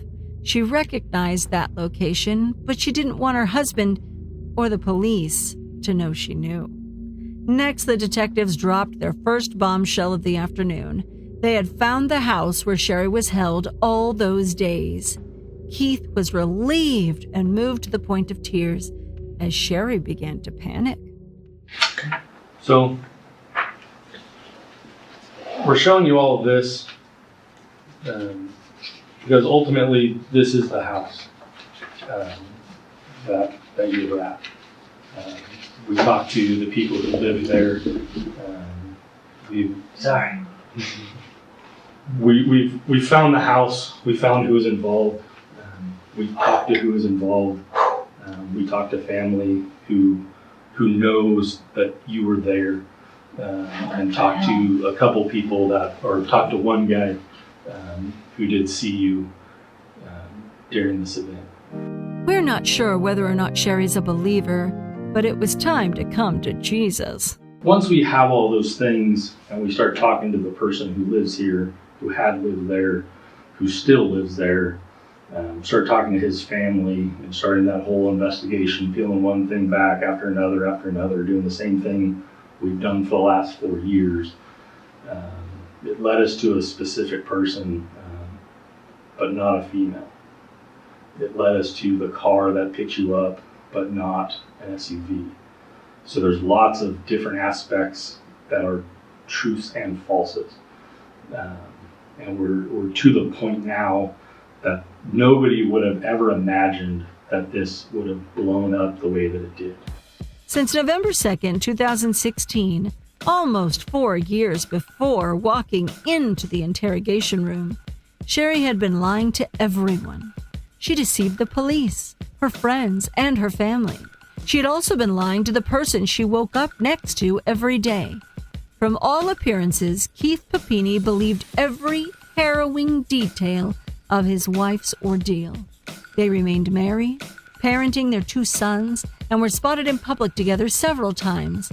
It looked as if they had moved on, still hoping to find the mom nappers, but grateful for her return. That's undoubtedly the way Sherry would have preferred to leave it. Back in the interrogation room, Sherry was about to engage in a game of high-stakes chicken. They knew, she knew they knew, but she couldn't let on she knew they knew she knew. Who would blink first? Her predicament reminded us of another young mom with an ultra-white grin, Casey Anthony. She's the Florida party mom that went on a month-long celebration of her Bella Vita. This was all without reporting the disappearance of her toddler, 3-year-old Kaylee Anthony. Her liquored-up life came to a sober stop when she led cops down a long hallway to her non-existent office at Universal Studios. She ran out of room, and it was time to fess up. Sherry was about to hit the same dead end as detectives closed off her last point of escape from the truth. Because the DNA came back, like I said, to a specific person. That specific person told us very specific things. His family then told us specific things. So if we can talk with Keith or without Keith here, what would you like?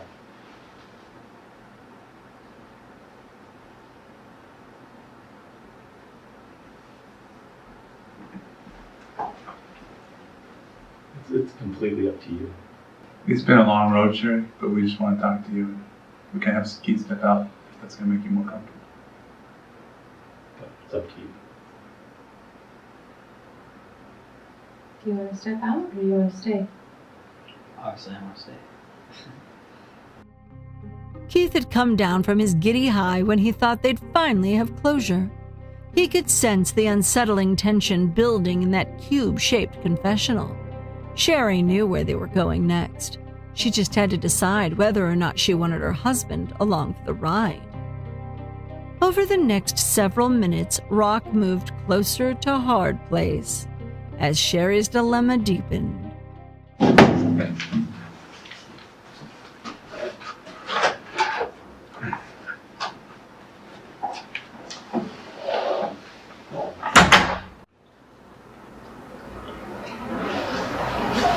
You need to stop what you're doing right now. I'm telling you the truth. I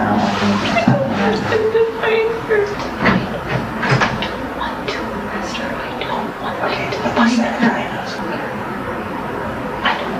I don't want them to find her. I don't want her to be arrested. I don't want to press charges on her. I don't want to find her. Because she saved my life. Audio was difficult to hear, but the story she locked in was that she didn't want authorities to locate her captors. Why? One of them was kind and let her go after her horrific captivity, so a selfless Sherry didn't want her to go to prison. Keith wasn't having it and pressed her for details. All he wanted was the truth. With a knock at the door, detectives returned and time was running out. They needed her final answer. Yeah. Or I can walk in and tell him later. Thank you. Do you want me in the room or not? And obviously, Hopefully you've had a chance to chat briefly. the fears, Later, maybe. But I'd rather you just nothing, answer the question. nothing that I'll say to you, I won't eventually tell him if you want me to. What do you want? I don't want her to get in trouble. As time expired, detectives revealed to Keith the identity of the foreign male DNA on his wife's undies. It was her ex-boyfriend. This guy, James Reyes. So the DNA came back to James Reyes. The DNA that was on you belongs to James Reyes. You've told us so many truths in this situation. The reason why you can describe the room is because you stayed in the room in the dark for hours, for days on end. The reason why you lost so much weight is because you stopped eating. The reason why you got a rash on your arm is because you cleaned his house. The reason why the brand is because he went to the store, bought the branding tools, and branded you. The reason why your nose was broke is because of a hockey stick. I know all of those things, and I know there was no sex. I know all of that because he passed a polygraph test. That said, it's not an abduction. Keith Papini, after 4 years of unwavering support, felt shell-shocked and foolish. Sherry's mind was racing, and reality was too much to face. No, there's no way. It's James. There's no way. There's no way. The DNA doesn't lie. His DNA His DNA was on you. There's no way. Robert saw you in the house while you were down there. While everything spun out of control, his cousin. Why everything ran out of control on the initial. There's no way. It's 100% Robert's or James's DNA. Even collected blonde hairs from the room. After several more minutes, Keith was overwhelmed and asked to step out of the room. Can you go? Is that what you said? Can I talk to you outside real quick? Or wait? That's fine. The fears of how out of control everything got, the fear of all these things is the reality. And the only people that can slow the train down is you and I. You put yourself through this so when you came forward, you can tell certain stories. You missed you couldn't control the DNA that we found. You couldn't control when we talked to James, he'd tell us what happened.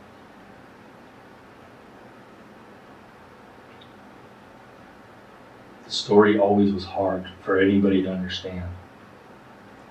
The tragedy that the community went through, the events that unfolded, the fear now of what it all means. The other detective came back in the room and the group got a bit cozier as he told Sherry that Keith was now fully informed. She scoured every corner of her psyche, searching for a solution that would never materialize. Keith's gonna wait out there. Now's your opportunity.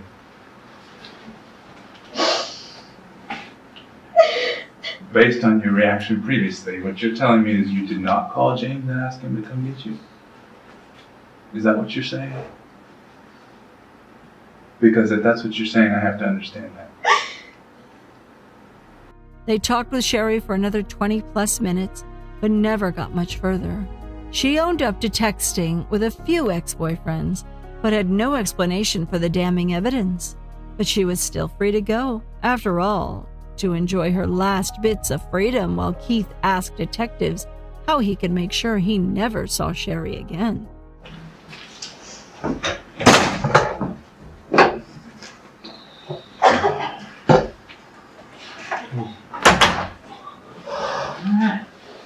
I'm the idiot husband that stayed around the whole time. Well, there's not. It's still, you can't tell you a lot, honestly. I don't know what I told Phil to let you know. Some of the details, some of the stuff going out. I mean, from my side, I feel like, my whole world's getting flipped upside down again. Why is that? Why am I always getting held out of things? Like, why can't you just hit me with it? I did, I told you. I know, yeah. Because this happened Monday. No, you're saying you can't tell me all this stuff.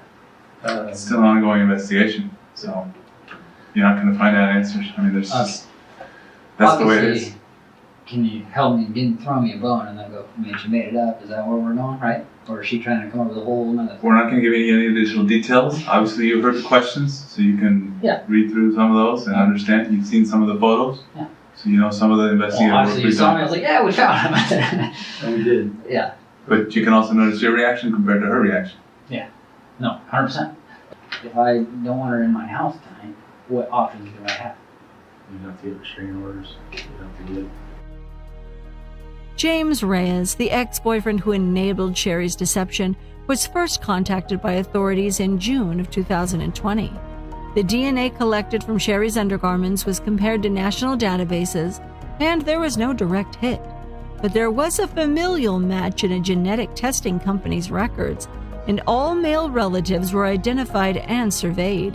DNA was collected from the rim of a cup in Reyes' trash, and he told them everything.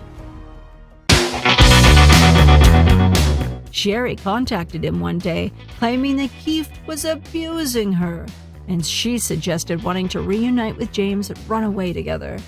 He made the 9-hour drive one day, and despite Sherry knowing her kids would be stranded at daycare, she got in his car and left her life behind. But at some point she panicked and began to miss her children. Reyes said he bought the wood-burning tool and the letters to brand his ex-girlfriend.